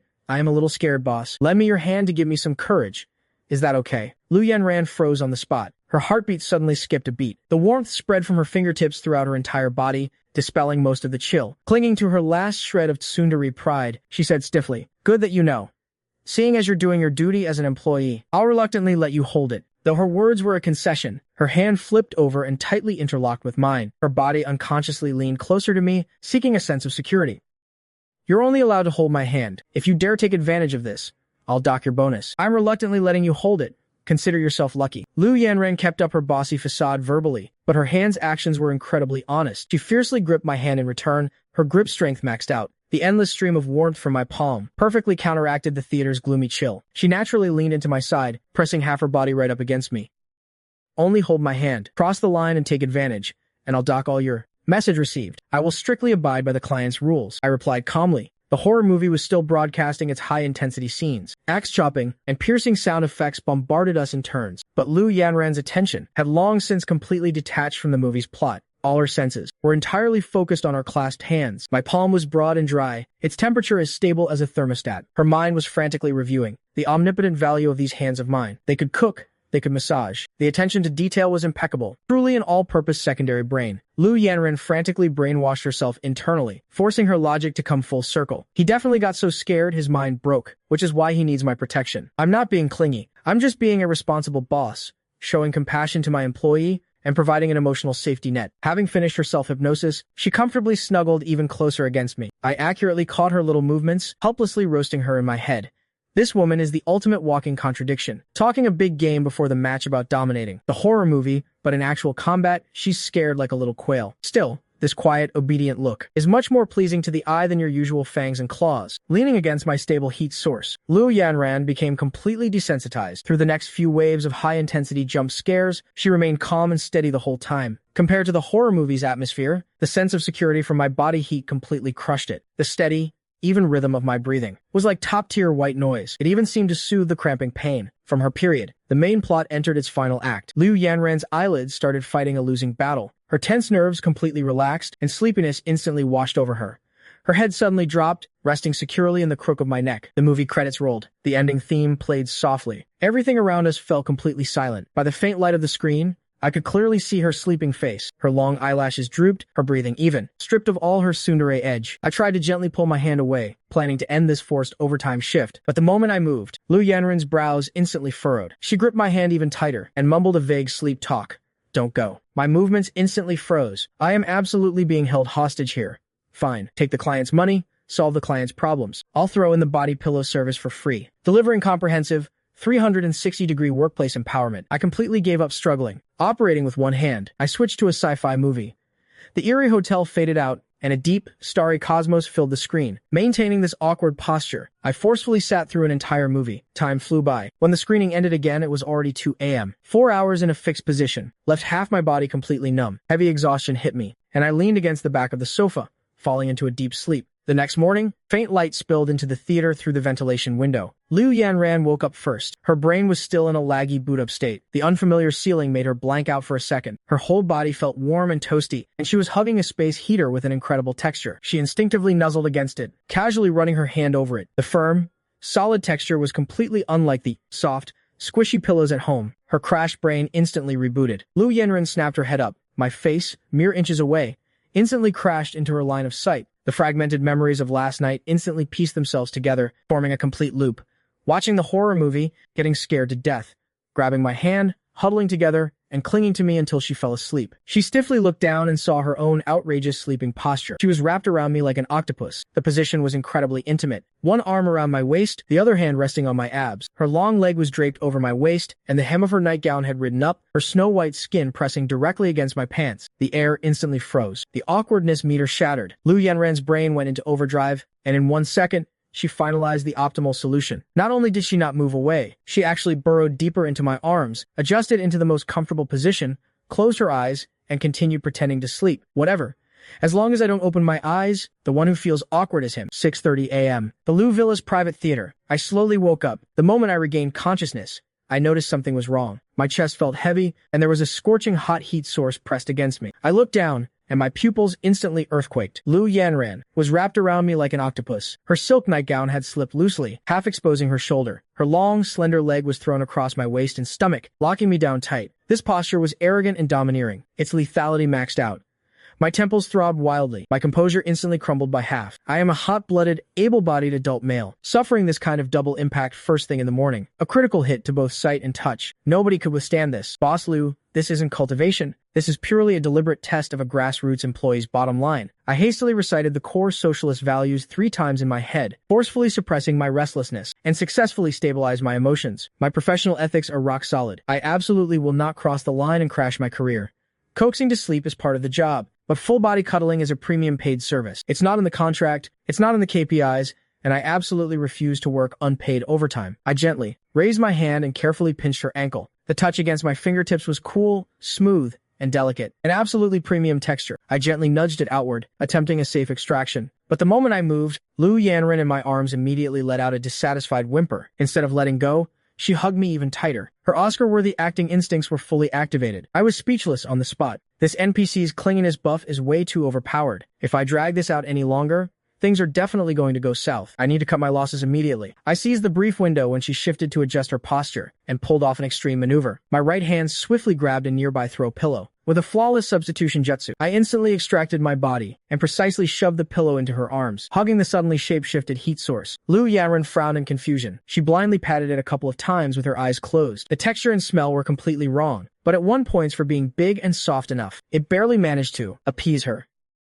She smacked her lips, mumbled some sleep talk, buried her face in the pillow, and continued sleeping soundly. I stood up, quickly straightened my messy shirt, glanced at the sleeping woman, let out a long breath, and didn't dare linger. I turned and quickly retreated from the private theater. The door clicked shut, sealing off the room. Who could have guessed that the moment I left, Lu Yanran would open her eyes? There wasn't a trace of sleepiness left in them. Her clear eyes were full of sly mischief. Confirming that I had completely left, she instantly let loose. She threw off the blanket and sprawled out on the sofa in a star shape. The corners of her mouth curled up uncontrollably. She couldn't hold it in at all. Hee.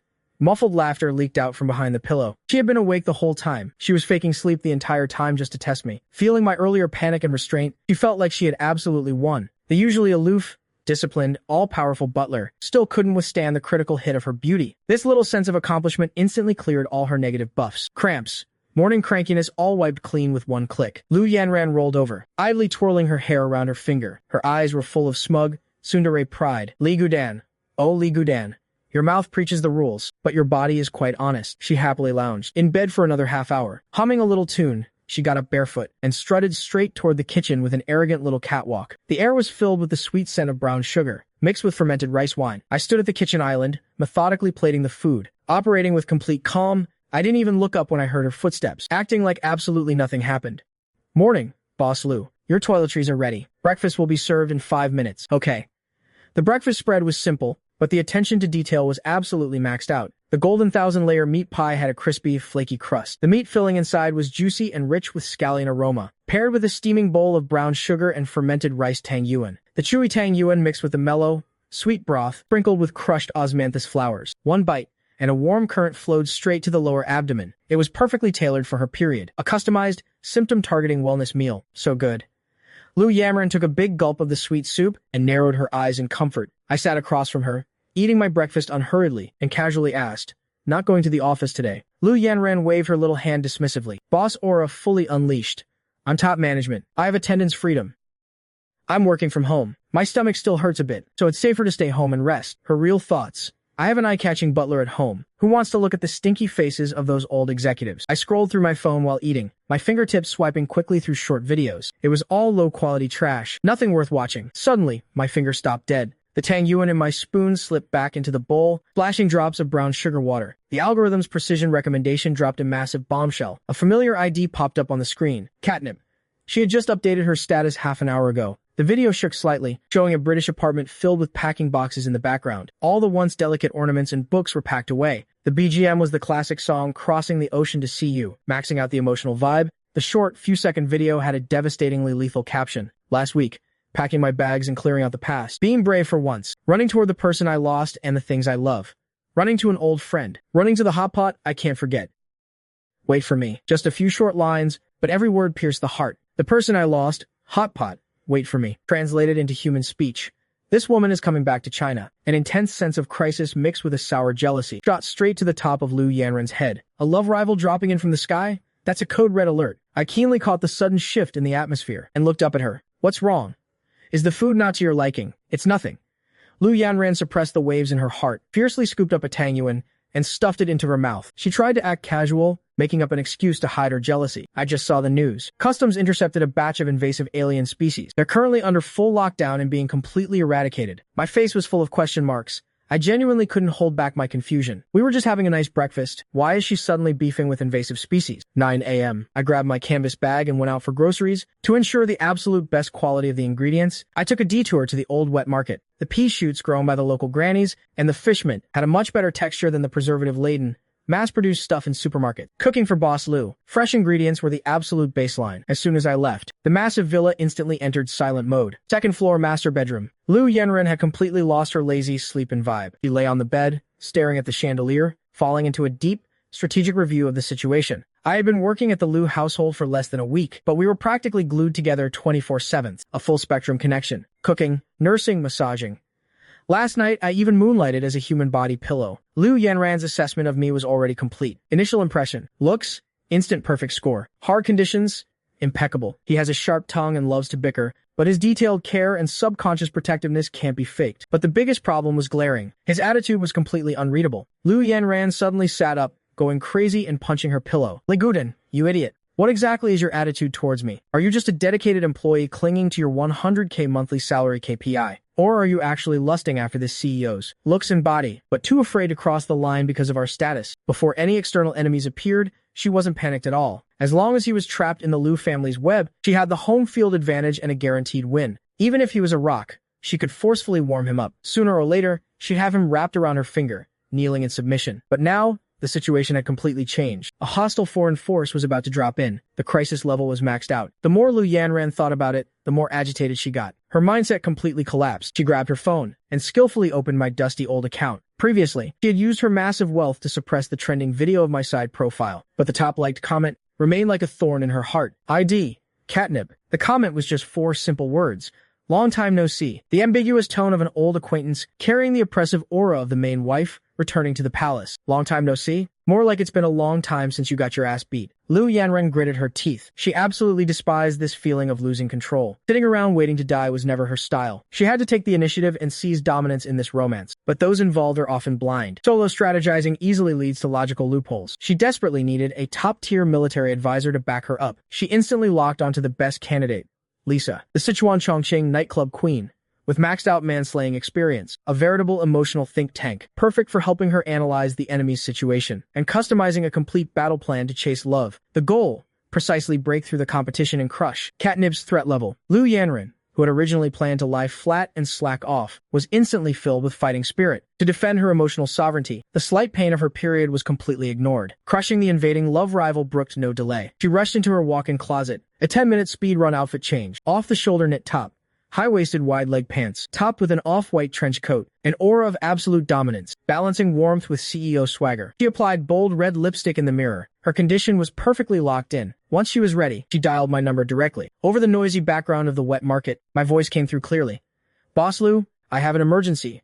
I'm heading to the company right now. I stayed silent for 2 seconds and stepped into a quieter area. Is it urgent? Super urgent, Liu Yanran said while changing her shoes, grabbing her Ferrari keys. If it's not that urgent, I can rush back in 10 minutes and drive you. Your current physical condition isn't suited for fast driving. Liu Yanran's heart warmed. The corners of her mouth secretly curled up. This idiot might have a sharp tongue, but his attention to detail units for. But today, she was going to see her advisor to discuss how to conquer me. If I were there to eavesdrop, it would be a massive social death. She'd die on the spot. No need.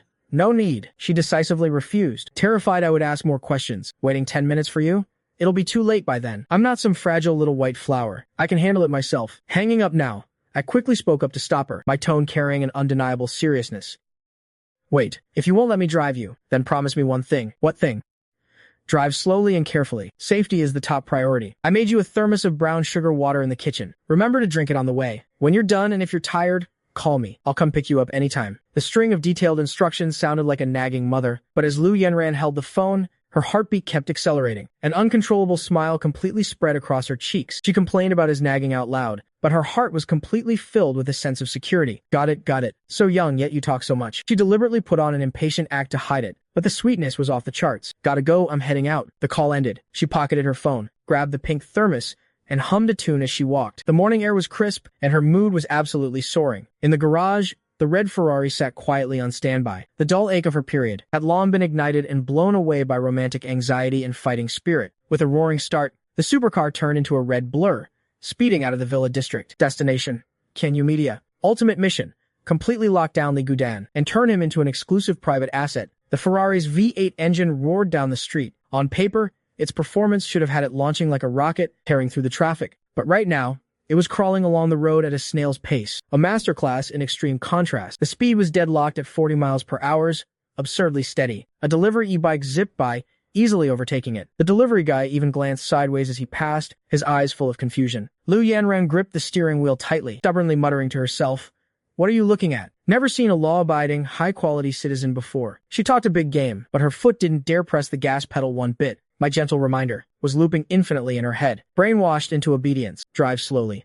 The next second, a Honda Fit aggressively cut her off, leaving her in a cloud of exhaust. Lu Yanran stared at the license plate, furiously holding a grudge in her heart. Chuan 74110, right? You just wait. Once I completely conquer Li Gudan, I'm going to buy out this entire stretch of road and set up a special ticket issuing KPI just for you. I'll give you the full package of society's brutal beatdowns. Her inner trash talk was maxed out, but the supercar remained as steady as a senior mobility scooter, slowly and steadily advancing toward Chinyu Group's headquarters. 10:30 a.m. The front desk of the Chinyu Group building. Two receptionists were slacking off, touching up their makeup. As they were coasting on company time, the automatic doors slowly opened. The crisp sound of high heels suddenly echoed. The moment they looked up, their pupils dilated in shock. They snapped to attention. Lu Yanran, draped in her commanding trench coat, was holding a jarringly out-of-place pink cartoon thermos in one hand. Top-tier CEO aura mixed with a wellness water cup. The cognitive dissonance was off the charts. "B-Boss Lu, good morning." The receptionist was so startled, she dropped her eyebrow pencil and quickly gave a 90-degree bow. Liu Yanran gave a faint nod of acknowledgement and walked straight into her private elevator. As the elevator doors closed, the two receptionists instantly started whispering frantically. "Did I see that right? Boss Lu actually brought a thermos to work? First, she brings a bento box. Now she's bringing wellness tea. Is she fully transitioning to a healthy lifestyle? Boss Lu on her period is actually keeping her cool. This is way too abnormal." Top floor office pantry. Lisa was chatting and networking with a few handsome influencers, mastering the art of social empowerment. "Lisa, are you free tonight? Let's go out and have some fun. I've got plans tonight. Let's circle back next time." Lisa turned her head and was instantly startled by Lu Yanran standing right behind her. "Yanran, why are you suddenly here?" Lu Yanran had no time for small talk. She stepped forward and grabbed her wrist. "Stop slacking off. Emergency. I need my advisor to save the day. My romantic empire is about to collapse." The two of them stormed into the CEO's office like a hurricane, the pacing maxed out. Assistant Chen Qianqian tactfully followed right behind them, preparing to make tea. "Don't mind me. You guys go ahead and drink." Lu Yanran plopped down into her seat. The boss slammed the pink thermos onto the desk and unscrewed the lid. The sweet aroma of brown sugar, ginger, and red dates instantly filled the air. Lisa leaned in for a sniff and instantly made an accurate deduction. "Brown sugar water? You're on your period." Lu Yanran took a small sip of the hot soup, narrowing her eyes in comfort, and nodded obediently. "Yeah, day 2. The debuffs are stacked, and my stomach hurts like crazy." Lisa and Chen Qianxian exchanged a glance, their eyes full of shock. The whole internet knew that Lu Yanran on her period was a walking explosive hazard. Her mood would be extremely unstable, and even a dog walking by would get cursed out. Yet today, she was quietly drinking wellness soup. It was the spectacle of the year. "What are you looking at? Hurry up and sit down. Help me analyze the situation." Lu Yanran glared at her, quickly getting down to business. Lisa dropped her playful demeanor, sat up straight, and activated her advisor mode. "Spit it out. Which NPC is causing trouble and making you lose your mind?" Lu Yanran took a deep breath and completely laid out all the clues, from the exposure of my mysterious old account with the puppy avatar, to Catnip's ambiguous comment, and finally to the other party's latest update, packing her bags to return to China and claiming she wanted hot pot. All the dots were connected, and the logic was perfectly sound. To put it bluntly, this woman is coming back to steal my man. And eat hot pot? I bet she wants to steal my exclusive soup base right out from under me. Lu Yanran into lammed her hand on the desk, her jealousy and sense of crisis completely maxed out. Lisa listened quietly the whole time, occasionally clicking her tongue in amazement, When she finished venting, Lisa leaned back in her chair, crossed her arms, and analyzed. Yanran, you're really in deep this time. Before, your crush was just a hidden fondness. Now you're clearly deeply attached. Lu Yanran blinked and retorted, just look at my recent condition. Hasn't it been an all-around upgrade? Lisa took a serious look at her, and immediately gave an accurate assessment. Before, you were covered in thorns, with a freezing aura, always tense and competitive. Now you're emotionally stable. Your complexion is glowing, and you have a natural relaxed vibe. You're not even cranky on your period. You've practically regressed to your 18-year-old self. Your skin texture and emotional management have all been positively empowered. Lu Yanran proudly lifted her chin, full of confidence. This is all because of the changes since Li Gudan arrived. He's gorgeous, super capable, pays attention to every detail, and knows how to care for people. A top-tier treasure of a man like him. Why should I hand him over to someone else? Why should I let that catnip who popped out of nowhere get him? Lisa nodded, fully adopting a combat stance. All right, since you're determined to lock him down, let's break this down rationally. She pulled out her phone and scrolled through all of Catnip's posts and info. A few minutes later, Lisa put down her phone, her face full of pity. She held up one finger, her tone certain.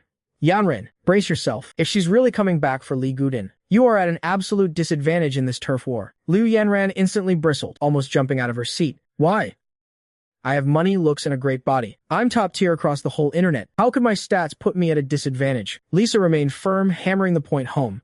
That's right. You're completely on the defensive. You're at a massive disadvantage.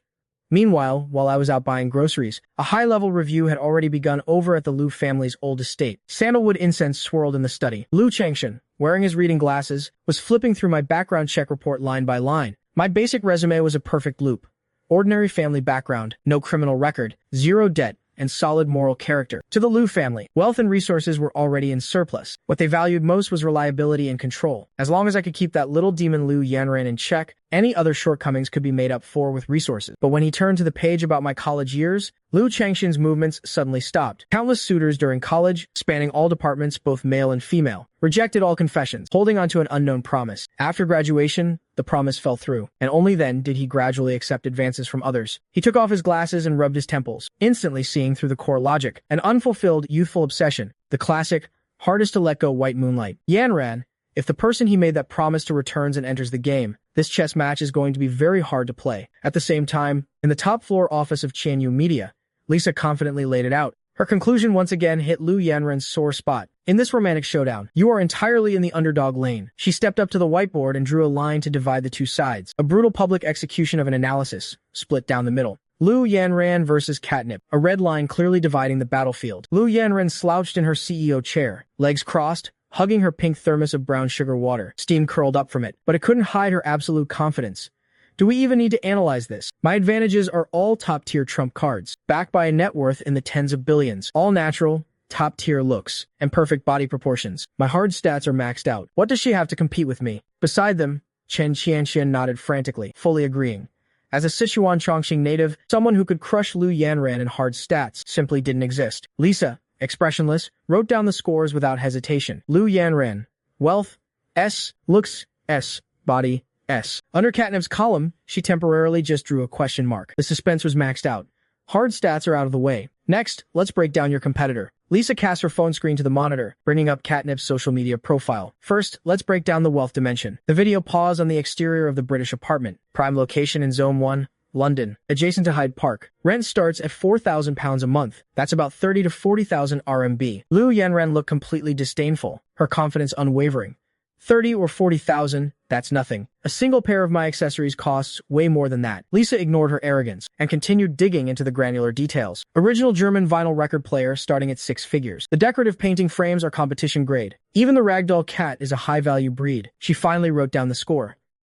Catnip's wealth. She's not as rich as you, but she's still a wealthy high-street socialite. Your absolute economic advantage is heavily diluted. Lu Yanran's grip on her thermos suddenly tightened. Her mindset was starting to crack. Giving her no time to recover, Lisa swiftly switched to the next dimension. The looks in Aura Lane. A video of Trafalgar Square popped up. A woman in a white dress sat quietly by the fountain. The evening breeze blew through her hair, the sunlight acting as a natural soft focus filter. Though her features weren't fully visible, the gentle, tranquil vibe was absolutely maxed out. The standard first love face, non-aggressive, with a natural vulnerability. It precisely triggers a man's primal instinct to protect. Lisa turned to look at Lu Yanran, the contrast instantly apparent. Bold red lips, a domineering trench coat, sharp eyes, and a commanding presence. You are a thorny red rose, maxed out on the desire to conquer, but your oppressiveness is off the charts. You can make a guy obsessed, but you also make him tense. The score was set. Looks, S. But due to the clash in styles, you have no crushing advantage in this round. Guys who prefer stable, gentle types will definitely lean toward her lane. Lu Yanran blew up on the spot. She slammed her thermos hard onto the desk. Bullshit. Li Gudan loves my domineering style. Last night when we watched a horror movie, he even leaned into me for protection. Lisa rolled her eyes, utterly speechless at her rebuttal. She then switched to the final core lane. Lifestyle compatibility. In the video, Catnip was cooking skillfully. Her knife skills were clean and fluid. Tomato and egg stir-fry, braised pork ribs, steamed sea bass. The aroma of home-cooked meals practically leaped off the screen. The caption was simple but touching. Comforting flavors in a foreign land. Mastering Chinese home cooking. The cozy, domestic vibe was maxed out. Lisa looked straight at Lu Yanran and delivered a soul-crushing question. This core skill right here, can you match it? Lu Yanran braced herself and stubbornly replied, I can boil noodles. Even my dad says they're good. That's just the fatherly love filter saving you. If a normal person tasted it, it would instantly trigger a trip to the ER. Li Gudan is a top-tier culinary god. His taste buds threshold is incredibly high. In his eyes, your cooking is basically a biochemical weapon. Lu Yanran instantly flushed red to the tips of her ears. Her jealousy and unwillingness to lose completely erupted. If I don't know how, I'll just learn. It's just cooking. Could it really be harder than surviving corporate warfare? Lu Yanran was determined to fight to the bitter end. His whole vibe is fight me if you disagree. Lisa nodded slightly, continuing to break down the battle analysis. The screen switches to a cat channel and his latest moving vlog. All the luggage in the house is packed perfectly. Clothes folded into perfect squares, practically military standard. Fragile items wrapped in bubble wrap, clearly labeled. Zero chaos during the entire move, and the hygiene details are absolutely maxed out. Lisa taps the whiteboard, delivering the core conclusion. You can tell from the meticulous details of his life. He's domestic, independent, and highly self-disciplined. His practical life skills are completely maxed out. After marriage, the guy wouldn't have to lift a finger. She turns to look at Lu Yanran. Her gaze is practically an interrogation. On this core ability alone, how do you measure up? Lu Yanran falls dead silent. She freezes. Growing up, she was treated like an absolute princess. She hasn't even washed a single pair of socks in her life. After a brief moment of existential dread, she stubbornly tries to flip the script. I'll just sign up for a housekeeping crash course. Throwing money at it for a quick fix, how hard can it be? Lisa picks up her marker and writes on the board, housework ability 0. Can be upgraded over time. She puts down the marker. She sighs softly. These shortcomings are easy to fix. They fall under the optimizable category. But you have one absolutely insurmountable barrier, the fatal flaw. The atmosphere instantly grows heavy. The pressure in the room is maxed out. Beside them, Chen Qianchen grips her pen tightly, tense to the extreme. Her hard stats are already lagging behind across the board, and there's an even bigger disadvantage. Lisa slows her pace, delivering the most fatal core pain point. Her biggest advantage, N, is an existing asset that no one else can replicate. The comments about their long-awaited reunion. The puppy profile picture he hasn't changed in years. All the clues form a closed loop, proving that the two of them share a deep and nostalgic high school bond, a pure romance with zero ulterior motives. This is what lies at the bottom of a man's heart, the ultimate first love with a built-in nostalgia filter. Even if he meets someone infinitely better later on, the what-if filter will always be there. Lisa holds up a single finger, piercing right through to the harsh truth. You and Li Gudan have known each other for exactly 7 days. 7 days of surface-level attraction, not compared to years of deep emotional history. It's as thin as a piece of paper. You have absolutely zero competitive edge. She raises her hand and, over Lu Yanran's name, draws a heavy red X. At this stage, you are being completely crushed. It's an absolute uphill battle. The office falls dead silent. You could hear a pin drop. Lu Yanran slumps into her executive chair, her mentality completely shattered. Even the thermos in her arms feels like it's lost all its warmth. What the hell? She wails, on the verge of tears, looking utterly devastated. According to you, I've already lost completely. I don't have a single chance left. Who said that? Lisa unhurriedly caps her marker and sits down elegantly. She crosses her legs, instantly switching into her tactician persona, steady as a rock. If she had already landed back in the country and shown up in person, then no matter how much I strategize, I wouldn't be able to save this. The only fallback plan would be to force yourself on him, seal the deal physically. Lock in the ending by force. If that fails, just lock him up. Tie him down with a baby as the ultimate safety net. Clatter. The pen slips right out of Chen Qianqin's hand. Her pupils are shaking violently, as expected of Lisa. Her tactics are absolutely unhinged. She doesn't play by the rules at all. But Lu Yanran's eyes instantly light up. Her HP is fully restored. Not gonna lie, That insane plan actually sounds doable. Lock Li Gudan in the villa and completely cut off any outside competition. However, Lisa's tone sharply pivots. She expertly reels the situation back in. The other girl is still packing her bags. We still have a 1-week buffer in this 7-day window. I'm going to help you pull off the ultimate comeback. We're breaking this wide open. Lu Yanran is instantly revived at full HP. She tosses her thermos aside and lunges at Lisa. Cupping her face, she plants a huge kiss on her cheek. Her eyes are wild with ecstasy. My god-tier strategist. Quick, tell me what to do. How do I take down Li Gudan, that heart-stealing menace? Lisa looks utterly disgusted. Wiping her cheek, she sighs in exasperation. You're a billionaire CEO. Can you act a little more dignified? Your emotional regulation is completely shot. I don't care. Just give me the core strategy. Lisa straightens up, delivering her exclusive comeback master plan. If you can't beat their past, then we focus entirely on claiming the present. Right now, we maximize your ultimate superpower. Step 1. An all-out shopping spree. Lu Yanran looks blank. She blinks. Shopping for clothes? Is that really going to do anything? Not just clothes. Lisa sighs, looking at her like she's a hopeless case, and breaks down the core logic from head to toe, inside and out, a complete overhaul. Suits, shirts, ties, dress shoes, accessories replace them all. Watches, belts, socks, and even his underwear. Total coverage. Phone, laptop, backpack, accessories, every single personal item he owns gets replaced. Lu Yanran's ears instantly turn beet red. She stammers, "You underwear too? I have to buy that? Isn't that way too intimate? Would he even wear it?" Lisa lets out a cold laugh. Her aura maxes out. You are the boss, the client. He is the employee. Workplace benefits.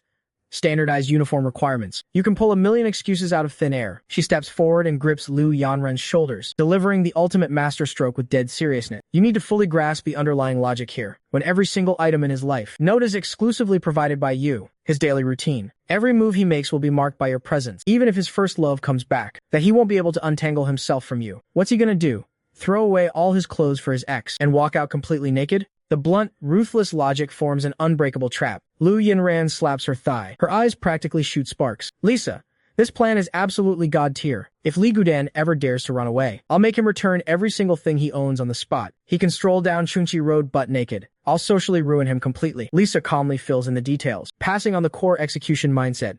Remember the key nuance. Keep your posture high. Keep your tone casual. You absolutely cannot expose any hint that you're trying to please him. It'll trigger his defense mechanisms. Quietly replace all his personal belongings and complete a subtle, absolute claim of ownership. Lu Yanran nods frantically. Instantly locking into her tsundere persona, she adjusts her posture. Chin tilted up at exactly 45 degrees. Gaze 30% aloof, 30% careless, 40% absolute disdain. She flawlessly mimics the tone of a sugar mommy boss. This shirt is passable. Just try it on. It's only 5 figures. I spend more on a single manicure. How's that vibe? Natural enough?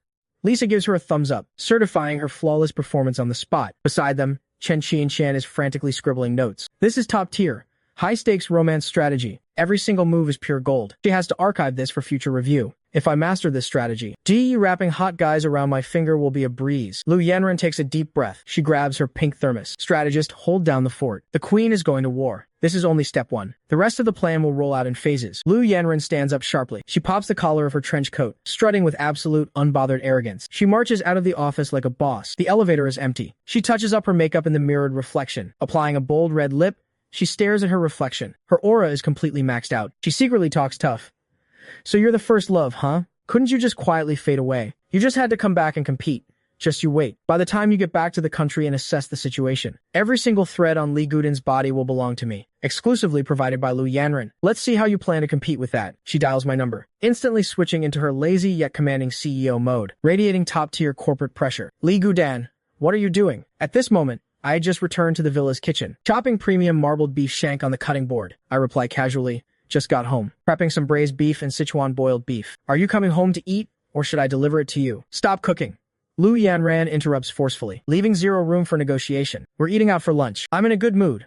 We're going on a shopping spree at Taiku Li. You have half an hour. Be there on time to act as my personal bag carrier. With that, she hangs up, clean and decisive. Lu Yanran stares at her darkened screen, the corners of her mouth curling into an uncontrollable smirk. I might not be able to beat the nostalgia filter of your past, but that's fine.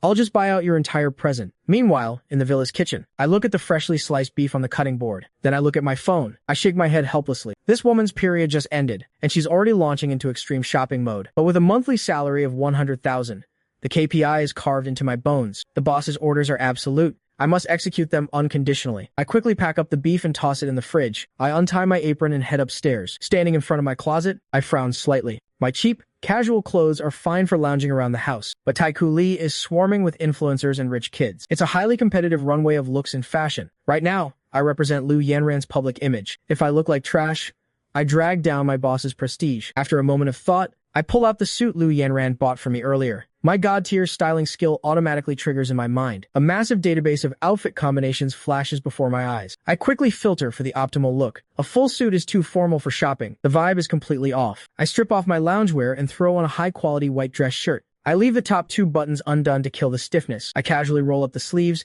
exposing my toned forearms, paired with dark gray slacks and crisp white sneakers. A minimalist black, white, and gray fit.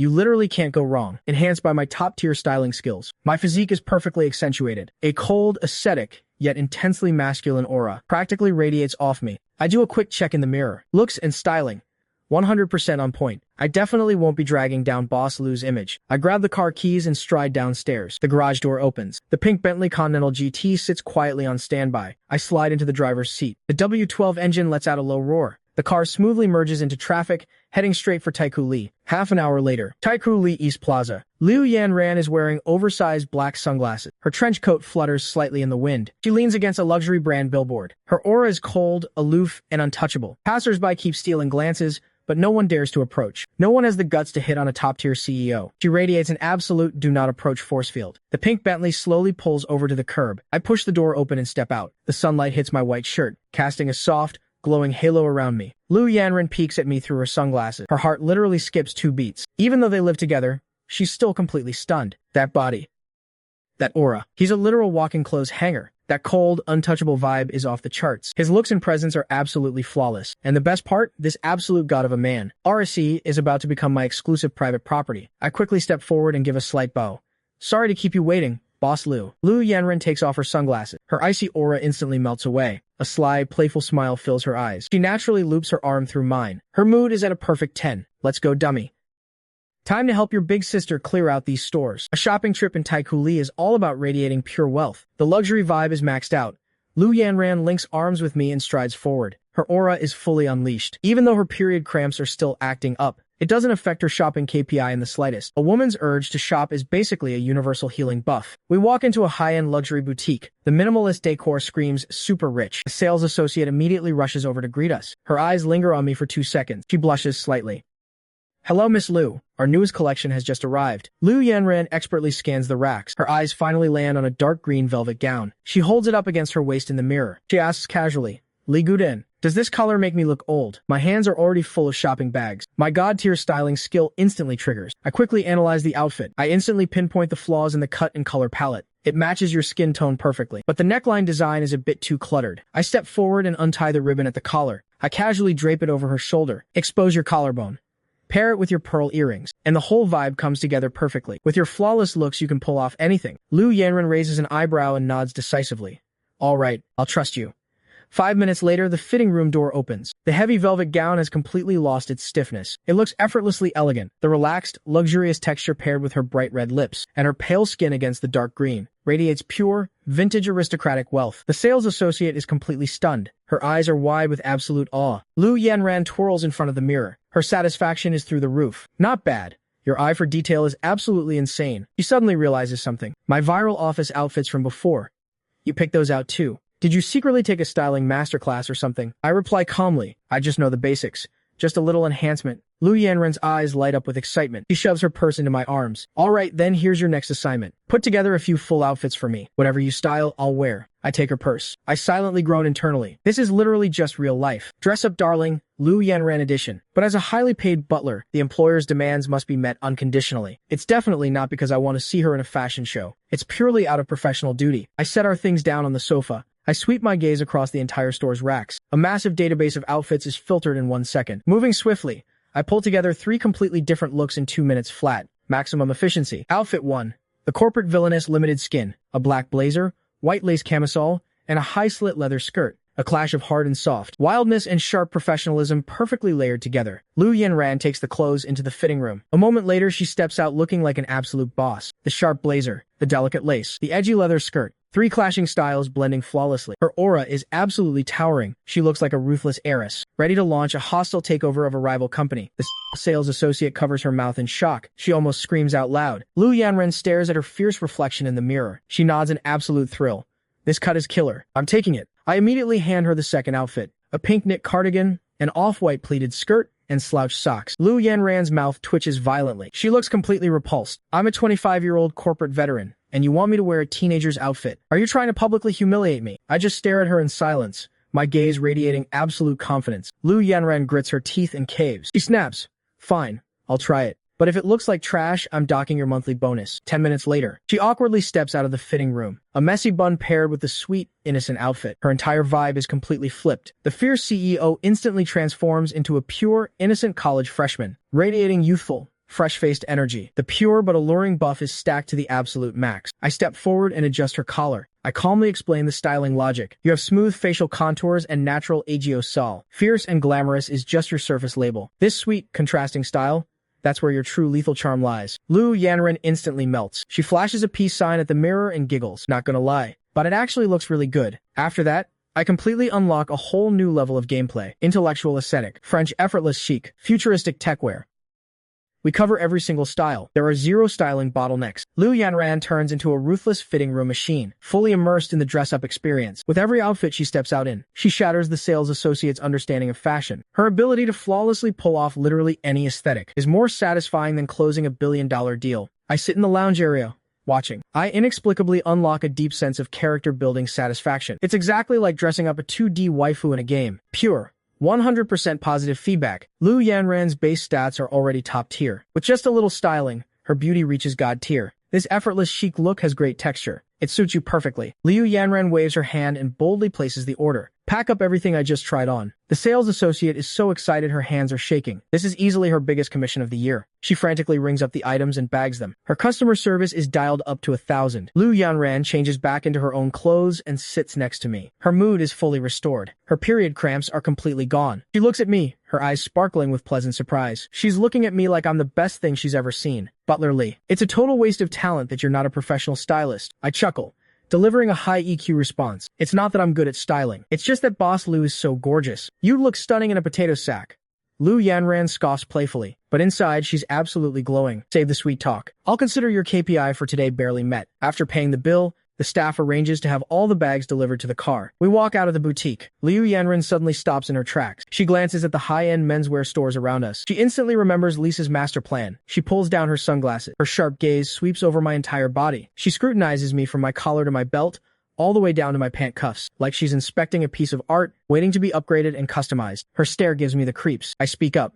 Boss Lu, do you have another task for me? A sly smirk curls onto Lu Yanran's lips. She points at the ultra-luxury menswear boutique ahead. Earlier, we were just focusing on upgrading my wardrobe. You are my exclusive personal butler. Your image represents my prestige. Now, it's my turn to give you a full-scale upgrade. The Taiku Li shopping war escalates. My bag-carrying KPI is completely maxed out. Both of my arms are loaded with luxury shopping bags, Armani suits, Hermes boxes stacked to the brim. Even Lu Yanran is carrying 2 pairs of Gucci dress shoes herself. Every single item is for me. As for the rest of the massive haul, the store clerks have already arranged for a private car to deliver them to the villa. I look at this mountain of clothes, worth enough to buy a house in my hometown in cash. I sigh helplessly. Boss Lu, this is way too much. You've completely blown past the budget. Lu Yanran pushes her sunglasses up onto her head. Her domineering aura crashes down on me. Get your priorities straight. You are my exclusive butler. You are the face of my household. If the people around me look like trash, Buy CD damages my reputation as Lu Yanran. All those cheap clothes you used to wear, throw them all out. From now on, your entire wardrobe is exclusively supplied by me. I try to argue about the insane cost, but she cuts me off sharply.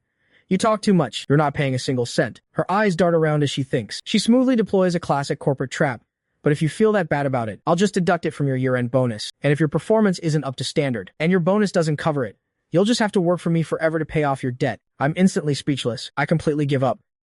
Fine. The rich boss lady's rules. Wage earners can only adapt unconditionally. Worst case scenario, this year's year-end bonus goes straight to 0. The core items haven't been restocked yet. The circuit isn't closed yet. Lu Yanran was in high spirits. She dragged me straight into a private, ultra-luxury boutique on the top floor of the mall, an exclusive high-end men's underwear section. The minimalist decor maxed out the atmosphere. When I saw clearly what the store was selling, my footsteps instantly froze. Even my intimate apparel needs a full iterative upgrade. To be honest, it was also Lu Yanran's first time visiting this kind of store. Seeing that these were intimate styles, her cheeks quietly heated up and flushed. But her domineering CEO persona couldn't crumble. She forced a calm aura and strode into the store. The salesgirl saw through the couple vibe at a glance, and enthusiastically stepped forward to greet her.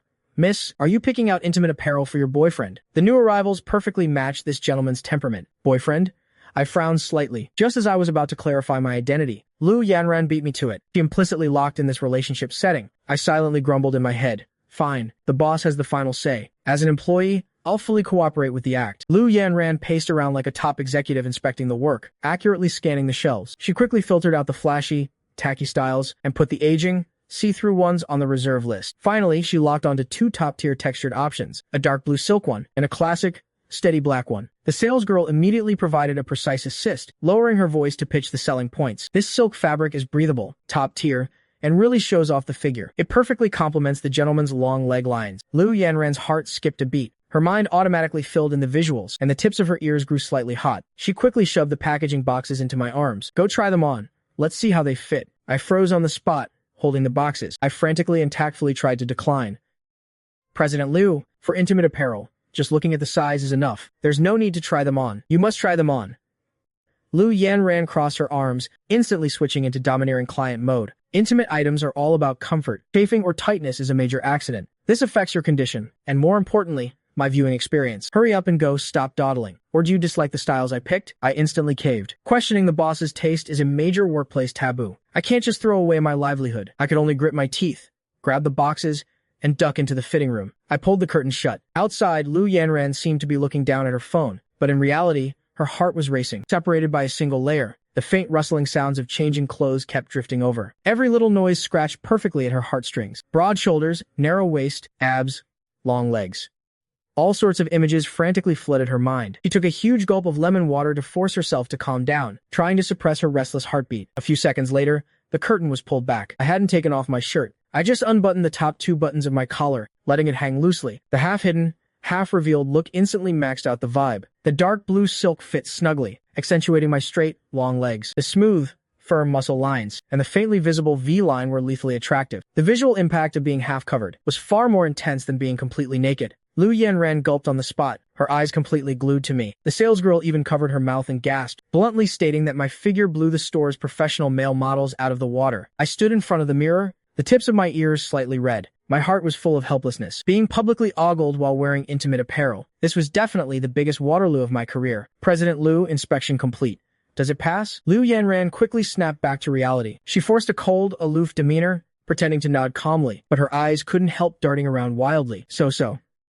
It barely meets the standard. As soon as she finished speaking, she domineeringly started sweeping the goods. For this silk style, all colors, 3 of each color. For the black one, just pack 10 of them. Wrap up the inventory for the next 3 quarters. Also, throw away all these old ones right here. He's leaving, wearing the new one. I went back into the fitting room to change, not knowing whether to laugh or cry. Now, I was truly, comprehensively privatized by a rich woman. From the outside in, from head to toe, not a single thing was my own. But to be honest, the texture of the silk fabric completely crushed the $9.90 free shipping ones. As long as I wasn't selling my body, working purely based on my looks and outfits was totally acceptable. I changed and walked out. Lu Yanran had already swiped her card and paid. Looking at the exquisite paper bags, filling my hands, she felt incredibly secure. A perfect closed loop. From now on, every piece of clothing on my body would be her exclusive brand. If Catnip wanted to compete using old sentiments, she wouldn't even have a chance to enter the race. Lu Yanran naturally linked her arm through mine, practically pressing her whole body against me. The warm touch pressed tightly against my arm, maxing out the ambiguous atmosphere. "Done buying?" I asked casually. "Not even close.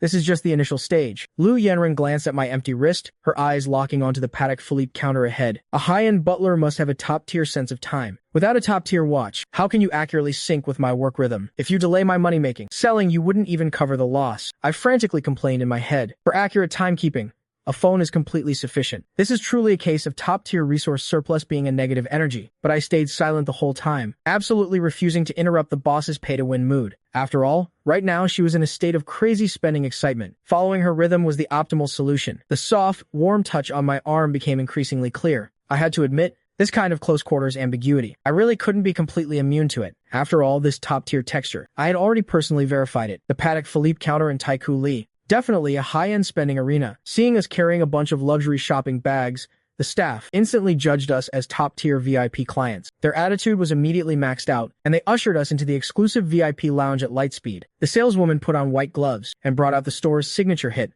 the Celestial Watch. This is a grand complication. The actual series comes with a dynamic star and moon phase effect. The official price was $3.5 million, the absolute ceiling for both aesthetics and craftsmanship. The customers picking out watches nearby instantly turned their heads, their eyes full of envy. Opening with a $3 million plus watch for me, a rich woman's perspective really is different. Lu Yanran glanced at the dial, turned her head, and asked casually, "Dummy, how's this one? If you like it, we'll lock it in right now." I leaned in slightly. My god-tier aesthetic skills, automatically reviewing and evaluating it. The craftsmanship is indeed maxed out, but its daily suitability seriously falls short. President Liu, this piece has maxed out ornamental value, but its practicality is a disaster. The dial is too thick and too big. It'll catch on the cuffs when wearing a suit, making it look bulky and cumbersome. The Starry Sky dial is too flashy, so the margin for error in matching outfits is extremely low. It'll easily steal the spotlight. I raised my hand and pointed to a classic model in the corner of the counter. The Nautilus 5711 blue dial is the optimal choice. Low-key and timeless, versatile and universal. It seamlessly matches both formal and casual wear. The saleswoman froze on the spot. She didn't expect that, despite looking young. My aesthetic precision would be so sharp. The onlookers were even more shocked. Someone could actually resist the temptation of a $3 million luxury watch. Lu Yanren nodded thoughtfully. I had just breathed a sigh of relief, thinking the boss had listened to reason. But the next second, a black card was slapped directly onto the counter. Her aura exploded. Only kids make choices. Adults take them all. The Celestial model for home viewing. The Nautilus for daily commuting. Pack them both up. I'll take them in full. The VIP lounge instantly went dead silent. The atmosphere completely froze. The saleswoman's hands shook so much she almost dropped the calculator. Her mind was frantically buffering. The crowd of male customers agonizing over entry-level models experienced a literal pupil earthquake, spending nearly $4 million without even blinking. Everyone's gaze locked onto me in unison. Playful, envious, jealous. It was unanimous. Their inner OS. This guy is eating soft rice way too comfortably. I calmly accepted the stares from all directions, my heart completely unbothered. I even felt a bit magnanimous. Jealous? If you have the skills, you try making a Sichuan Chongqing T-Rex willingly. Pay for this top-tier soft rice. Ordinary people couldn't handle it at all. I originally wanted to refuse, as it was way over budget, but on second thought, this was a high-level workplace perk emotional compensation. For the next 3 years, my main job is serving this young lady. It's inevitable I'll face emotional burnout. In the future, when I'm pushed to the limit, I'll just look at the watch on my wrist, and my mindset will instantly balance out. This isn't a watch. This is my exclusive, emotional stabilizer. Card swiped successfully. Transaction closed. Lu Yanran picked up the blue dial Nautilus and gestured for me to hold out my hand. Hand. Give it here. I'll put it on you. I obediently held out my hand. She lowered her head, focused on adjusting the strap. The cool metal strap fit against my wrist, and her fingertips accidentally brushed against my artery. The subtle touch hit my nerves directly. My fingers subconsciously curled slightly. Lu Yanran keenly caught my little movement, and the corners of her mouth quietly curled up. Click. The clasp locked. A perfect fit. This is the status my butler should have. She nodded in satisfaction, exuding a powerful aura. Let's go. Next stop. Keep shopping. Just as we walked out of the counter, Lu Yanren suddenly clutched her stomach. I drank too much brown sugar water. I'm going to the restroom. You stay on standby here and watch the stuff. I nodded and took all the paper bags, leaning against the railing to wait. Enhanced by the custom suit, highlighted by the luxury watch, with both looks and temperament online, I was definitely a walking scenic spot in Taikoo Li. The head-turning rate was maxed out. In less than a minute, a few flashy influencer girls came over, pushing each other, their faces full of intent to hit on me. Hi, handsome. Are you that super popular Bentley guy from the internet? Can you follow us back on TikTok? We do street photography, and we'd love to get to know you. The girls surrounded me, the smell of perfume hitting my face. I professionally took a half step back to maintain a safe social distance. Just as I was about to politely decline, the rapid sound of high heels suddenly approached. The aura was sharp, carrying the scent of gunpowder. One listen, and I knew it was Lu Yanran's signature stride. What are you doing? A Sichuan-flavored roar suddenly exploded, jealousy overflowing. Lu Yanran was like a T-Rex protecting its food. She rushed in front of me to block them, shielding me. Her peach blossom eyes were murderous, glaring fiercely at the influencers. Do you have nothing better to do? Can't meet your quotas, huh? The scene instantly went quiet. The girls were intimidated by her aura, at a loss for what to do. Passers-by stopped in their tracks, ready to watch a massive drama unfold. Seeing that Lu Yanran was about to go berserk on the spot, I immediately reached out and wrapped my arm around her shoulder to soothe her, leaning close to her ear and whispering an explanation. They just wanted to follow back on TikTok. I uninstalled short video apps ages ago, and I have no intention of reinstalling them. Lu Yanran instantly cooled down. Her anger dropped straight to zero. Her eyes were full of surprise. Really just a follow back? Not asking for WeChat? I nodded sincerely to confirm. With this, Lu Yanran felt like an absolute winner. She was secretly thrilled to the max, instantly figured out the key logic. Her eyes were full of calculation. Catnip only dared to leave comments in the comments section before, which means she definitely doesn't have his WeChat. My uninstalling the short video app directly cut off all her private messaging channels, a perfect physical isolation of the competitor. Total control. Lu Yanran immediately raised her chin proudly and waved her hand to shoo the crowd away. Hear that? He doesn't play on short video apps. Disperse. Don't block the way and affect traffic here. After speaking, she backhandedly linked her arm tightly through mine, clinging even tighter. This queen is in a good mood. I'll take you out for a big meal to reward you. After finishing our shopping in Taiku Li, I took Lu Yanran, who had finished her spending spree, to a hot pot restaurant. This place was considered top tier in the business district. The aroma of beef tallow instantly maxed out the vibe. Lu Yanran specifically chose a window seat in the main hall, aiming for a lively, down-to-earth atmosphere. The classic half-and-half pot was served. The red broth was rolling with heat waves, while the mushroom broth was clear and milky white. The ultimate compromise for a Sichuan Chongqing native eating spicy food. The staple food was full of regional characteristics. Lu Yanran stared at the red broth, her eyes shining, her chopsticks itching to move. She clearly wanted to sneak a bite of spicy food while I was distracted. With quick reflexes, I used the slotted spoon to accurately block her. President Lu, during the critical phase of your period, spicy critical hits are forbidden. The mushroom broth is the optimal choice for your current version. Lu Yanran's face instantly fell. She frantically poked at the table with her chopsticks. Eating hot pot without spice is as soulless as slacking off at work without getting paid. This bland, watery soup. I'd rather just go on a hunger strike. She crossed her arms and turned her head in a huff. A totaled tsundere NPC had logged on. Watching this little temper tantrum bug, I was truly helpless but also found it funny. I got up and headed straight for the condiment station. My god-tier Sichuan cuisine mastery skill instantly activated. Taste deception. The logic of spice ratios rapidly reviewed in my mind. In seconds, I whipped up a bowl of secret dipping sauce. Both appearance and aroma were on point. Try my exclusive custom recipe. Zero chili, pure numbing and spicy taste. Accurately adapts to your dietary restrictions, closing the loop on your experience. Liu Yanran's mood instantly cleared up. The light returned to her eyes. She picked up a piece of tripe, coated it in the sauce, and popped it into her mouth. She was instantly amazed. The rich texture of the sauce paired with the numbing aroma of rattan pepper, balanced by minced garlic and aged vinegar, perfectly replicated the layered taste of red oil hot pot. The taste deception was maxed out.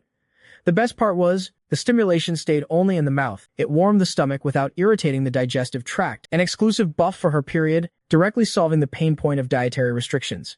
Awesome, right? Your skill points are way too ridiculous. Lu Yanran frantically devoured the food. Her previous negative emotions were cleared with one click. She ate until she was sweating profusely, her cheeks flushed, like a well-fed little kitten. I was on the clock the whole time, accurately controlling the cooking time for the ingredients. Tripe, goose intestines, luncheon meat.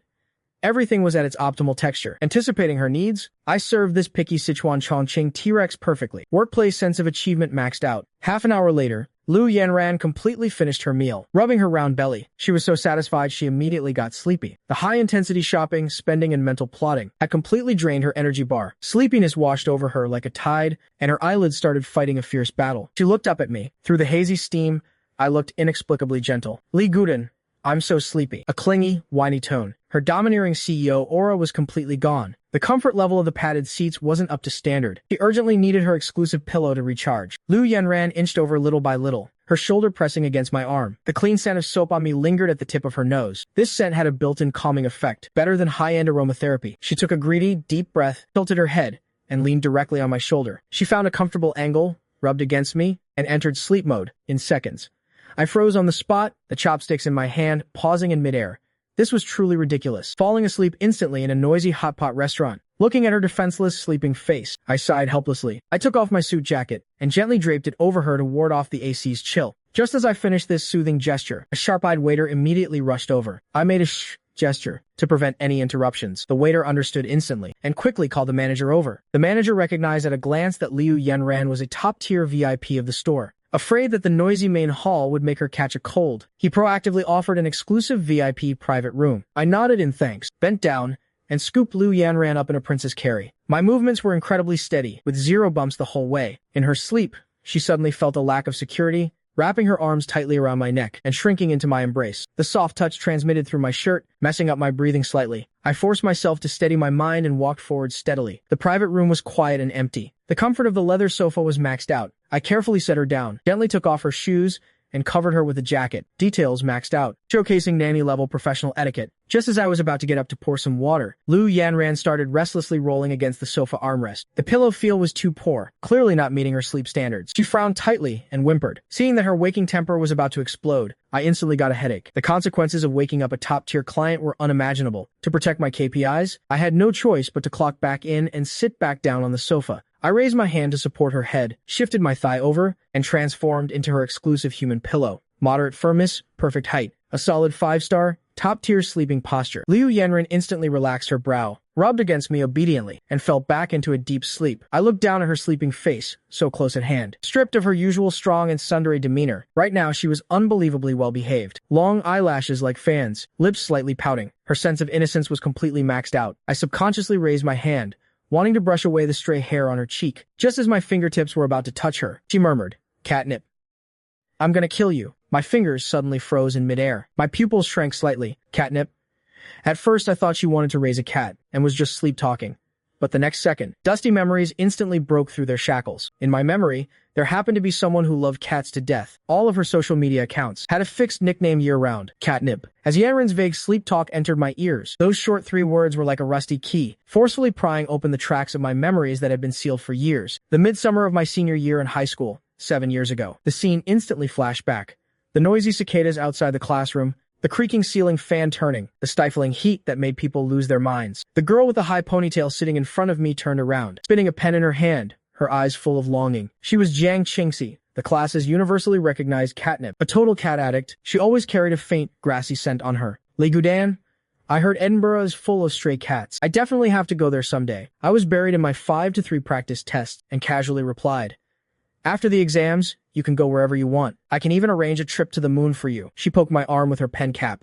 "I'm serious. We agreed to get better together. Even with the time difference, you're not allowed to slack off." I smiled and agreed incredibly readily. Only now do I understand that youthful promises are the cheapest, just like an unlaunched project, with absolutely no safety net. After the college entrance exams, we officially started our long-distance, time zone-separated relationship. She went far away to London to study art history, while I stayed in the country to study finance. During the initial honeymoon phase, our video calls were online 24/7. She unloaded all her negative emotions onto me, treating me as her emotional outsourcing center.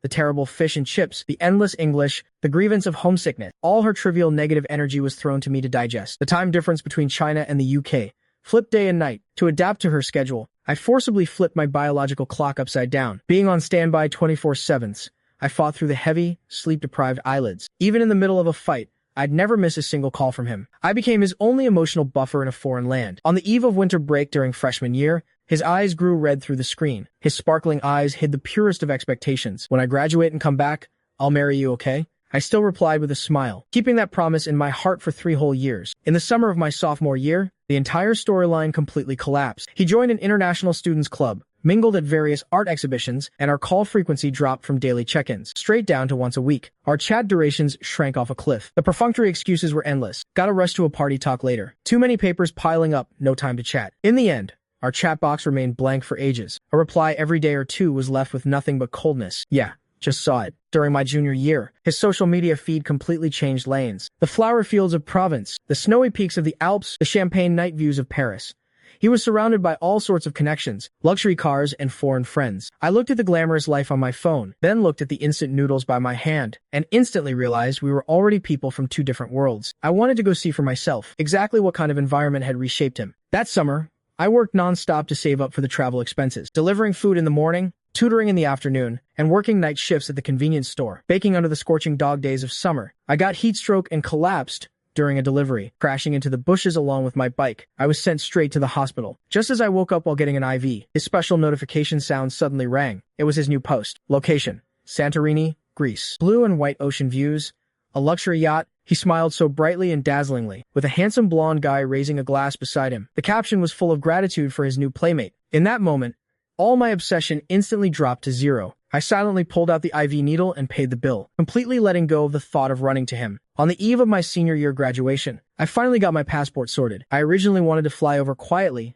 and give him a surprise. But what I waited for in the end was a long breakup threat. We are people from two different worlds. I don't want to go back anymore. You should look forward. Not disturbing each other is our final decency. I sat alone in the empty dorm, reading that paragraph over and over again. Finally, I raised my hand and deleted the contact I had pinned to the top for years. His world was blooming with flowers. My world was cramped and constrained. Rather than pestering him and draining myself, it was better to bow out gracefully. The so-called white moonlight was nothing but a filter of youth. Once an outdated eye disease is cured, you see things clearly. After graduation, I moved far away, changed my number, cut contact, and cleared out all the past. Life rebooted, until I was laid off a week ago and bumped into Liu Yanren. I let out a long, heavy breath, and my thoughts completely snapped back to the present. The gloomy memories faded away. Before my eyes was the warm, cozy lighting of the private room. The heavy, warm sensation on my thigh felt incredibly real. Looking down, Liu Yanran was resting her head on my lap without a care for her image, sleeping soundly. There was even a bit of crystal-clear drool hanging from the corner of her mouth. Seeing this silly look, I couldn't help but chuckle,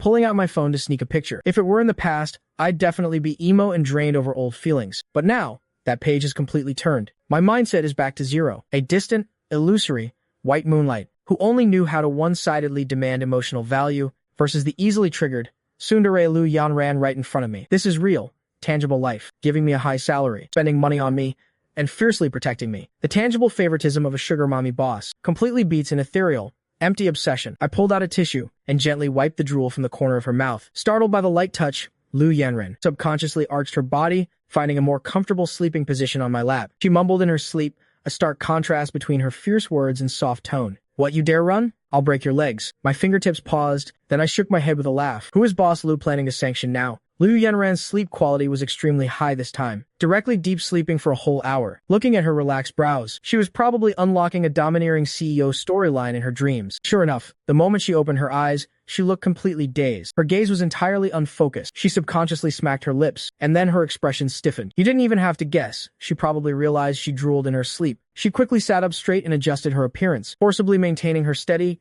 domineering CEO persona.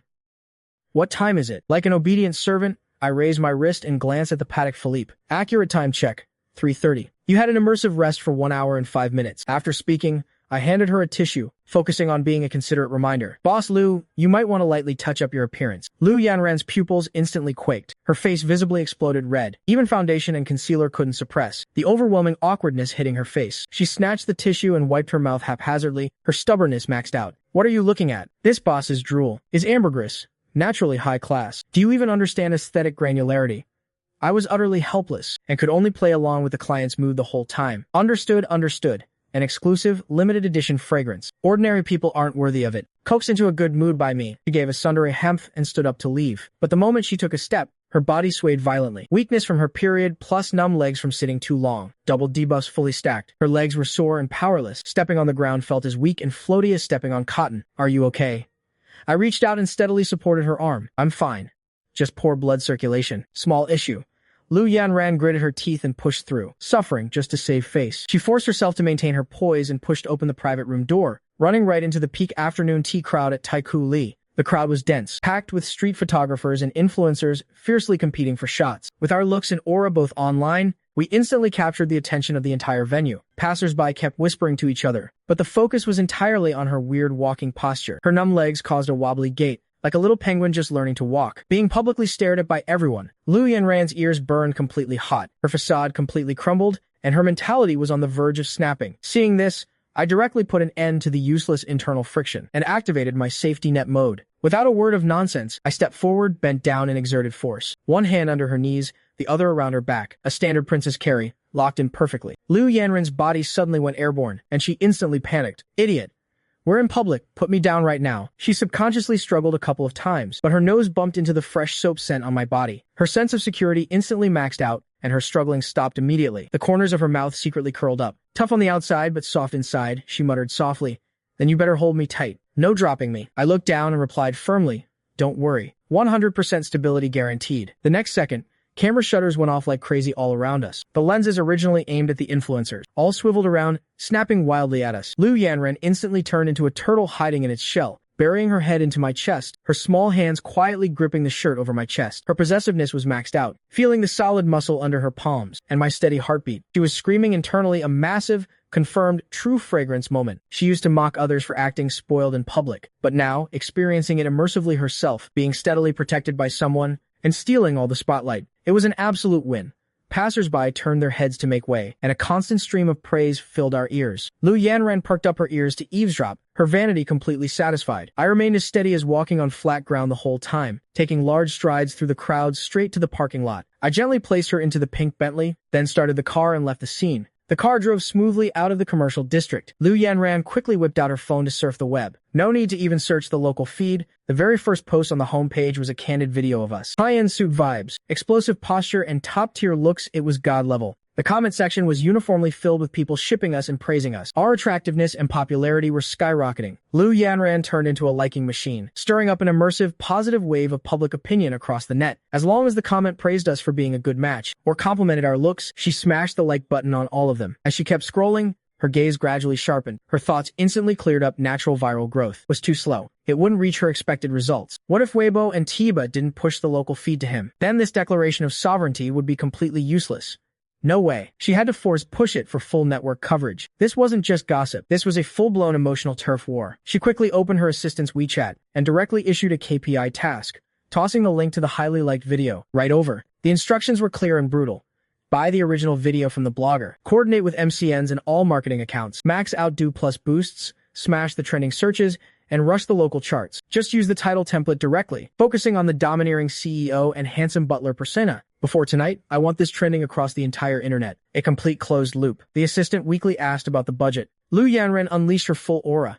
No cap on the budget. Smash the popularity to the absolute top tier. I want everyone, the moment they open a short video app, to see us first. The assistant replied instantly, taking the order and executing it with full force. With a plan in motion, Lu Yanran put away her phone and turned to look at me, driving seriously. Her eyes flashed with intense competitiveness and possessiveness. You want to come back to the country and stir up trouble? I'll crush your expectations right from the start and let you see all over the internet. Who is the one controlling the situation now? Li Gudan, she suddenly spoke, her tone light and brisk.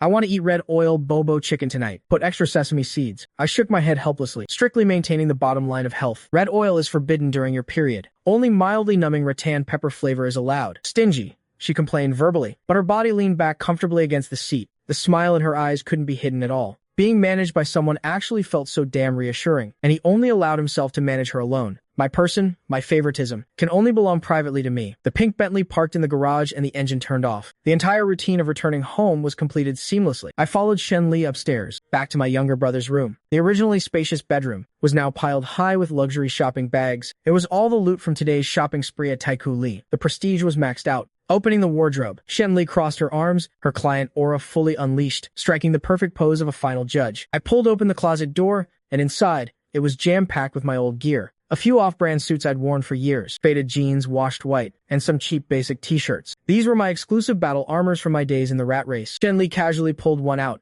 and the moment her fingertips touched it, she frowned. The texture granularity is too poor. Scrap it directly. I quickly pleaded. Boss Shen, can I still use this one as pajamas at home? I said throw it away.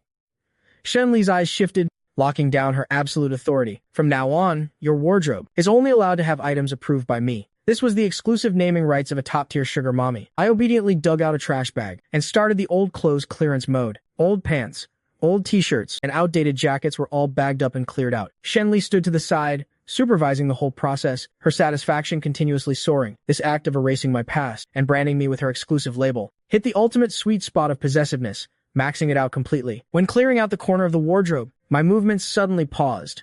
A faded, frayed cuffed gray hoodie hung in the corner. The print on the chest was cracked, and the style was old, but I had kept it for many years. I raised my hand and rubbed the fabric, unable to bear throwing it into the trash bag. Shen Li instantly caught my hesitation and quickly leaned in. Can't bear to part with it? It's just a piece of rag, and you're still keeping it as a backup? She snatched the hoodie away, her tone carrying an inexplicable probing edge. I quickly spoke up to explain.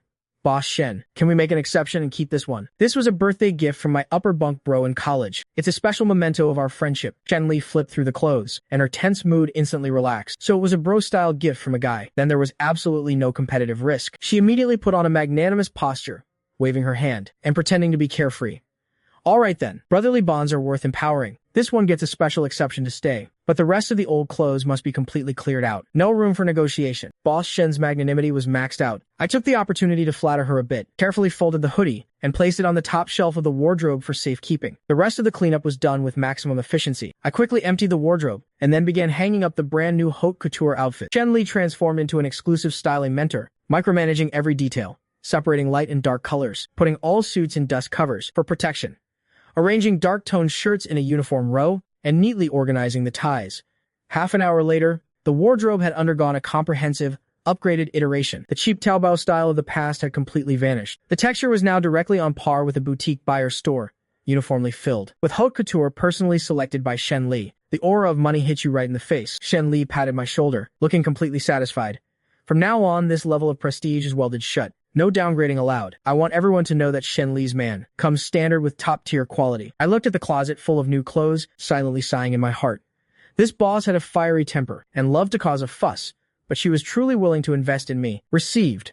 I will strictly execute the client's standards. I closed the wardrobe doors and actively changed the subject. I'll go make dinner. Your exclusive period-friendly rat and pepper bobo chicken. At the mention of food, Shen Li's eyes instantly lit up, her motivation maxed out. Hurry up. I'm already so hungry my mentality is collapsing. I grabbed the 2 bags of old clothes and left the room, casually closing the door behind me. The next second, the obedient and sensible vibe outside the door completely vanished. Shen Li quickly rushed back to the master bedroom, locked the door, and instantly switched into a hyperactive state.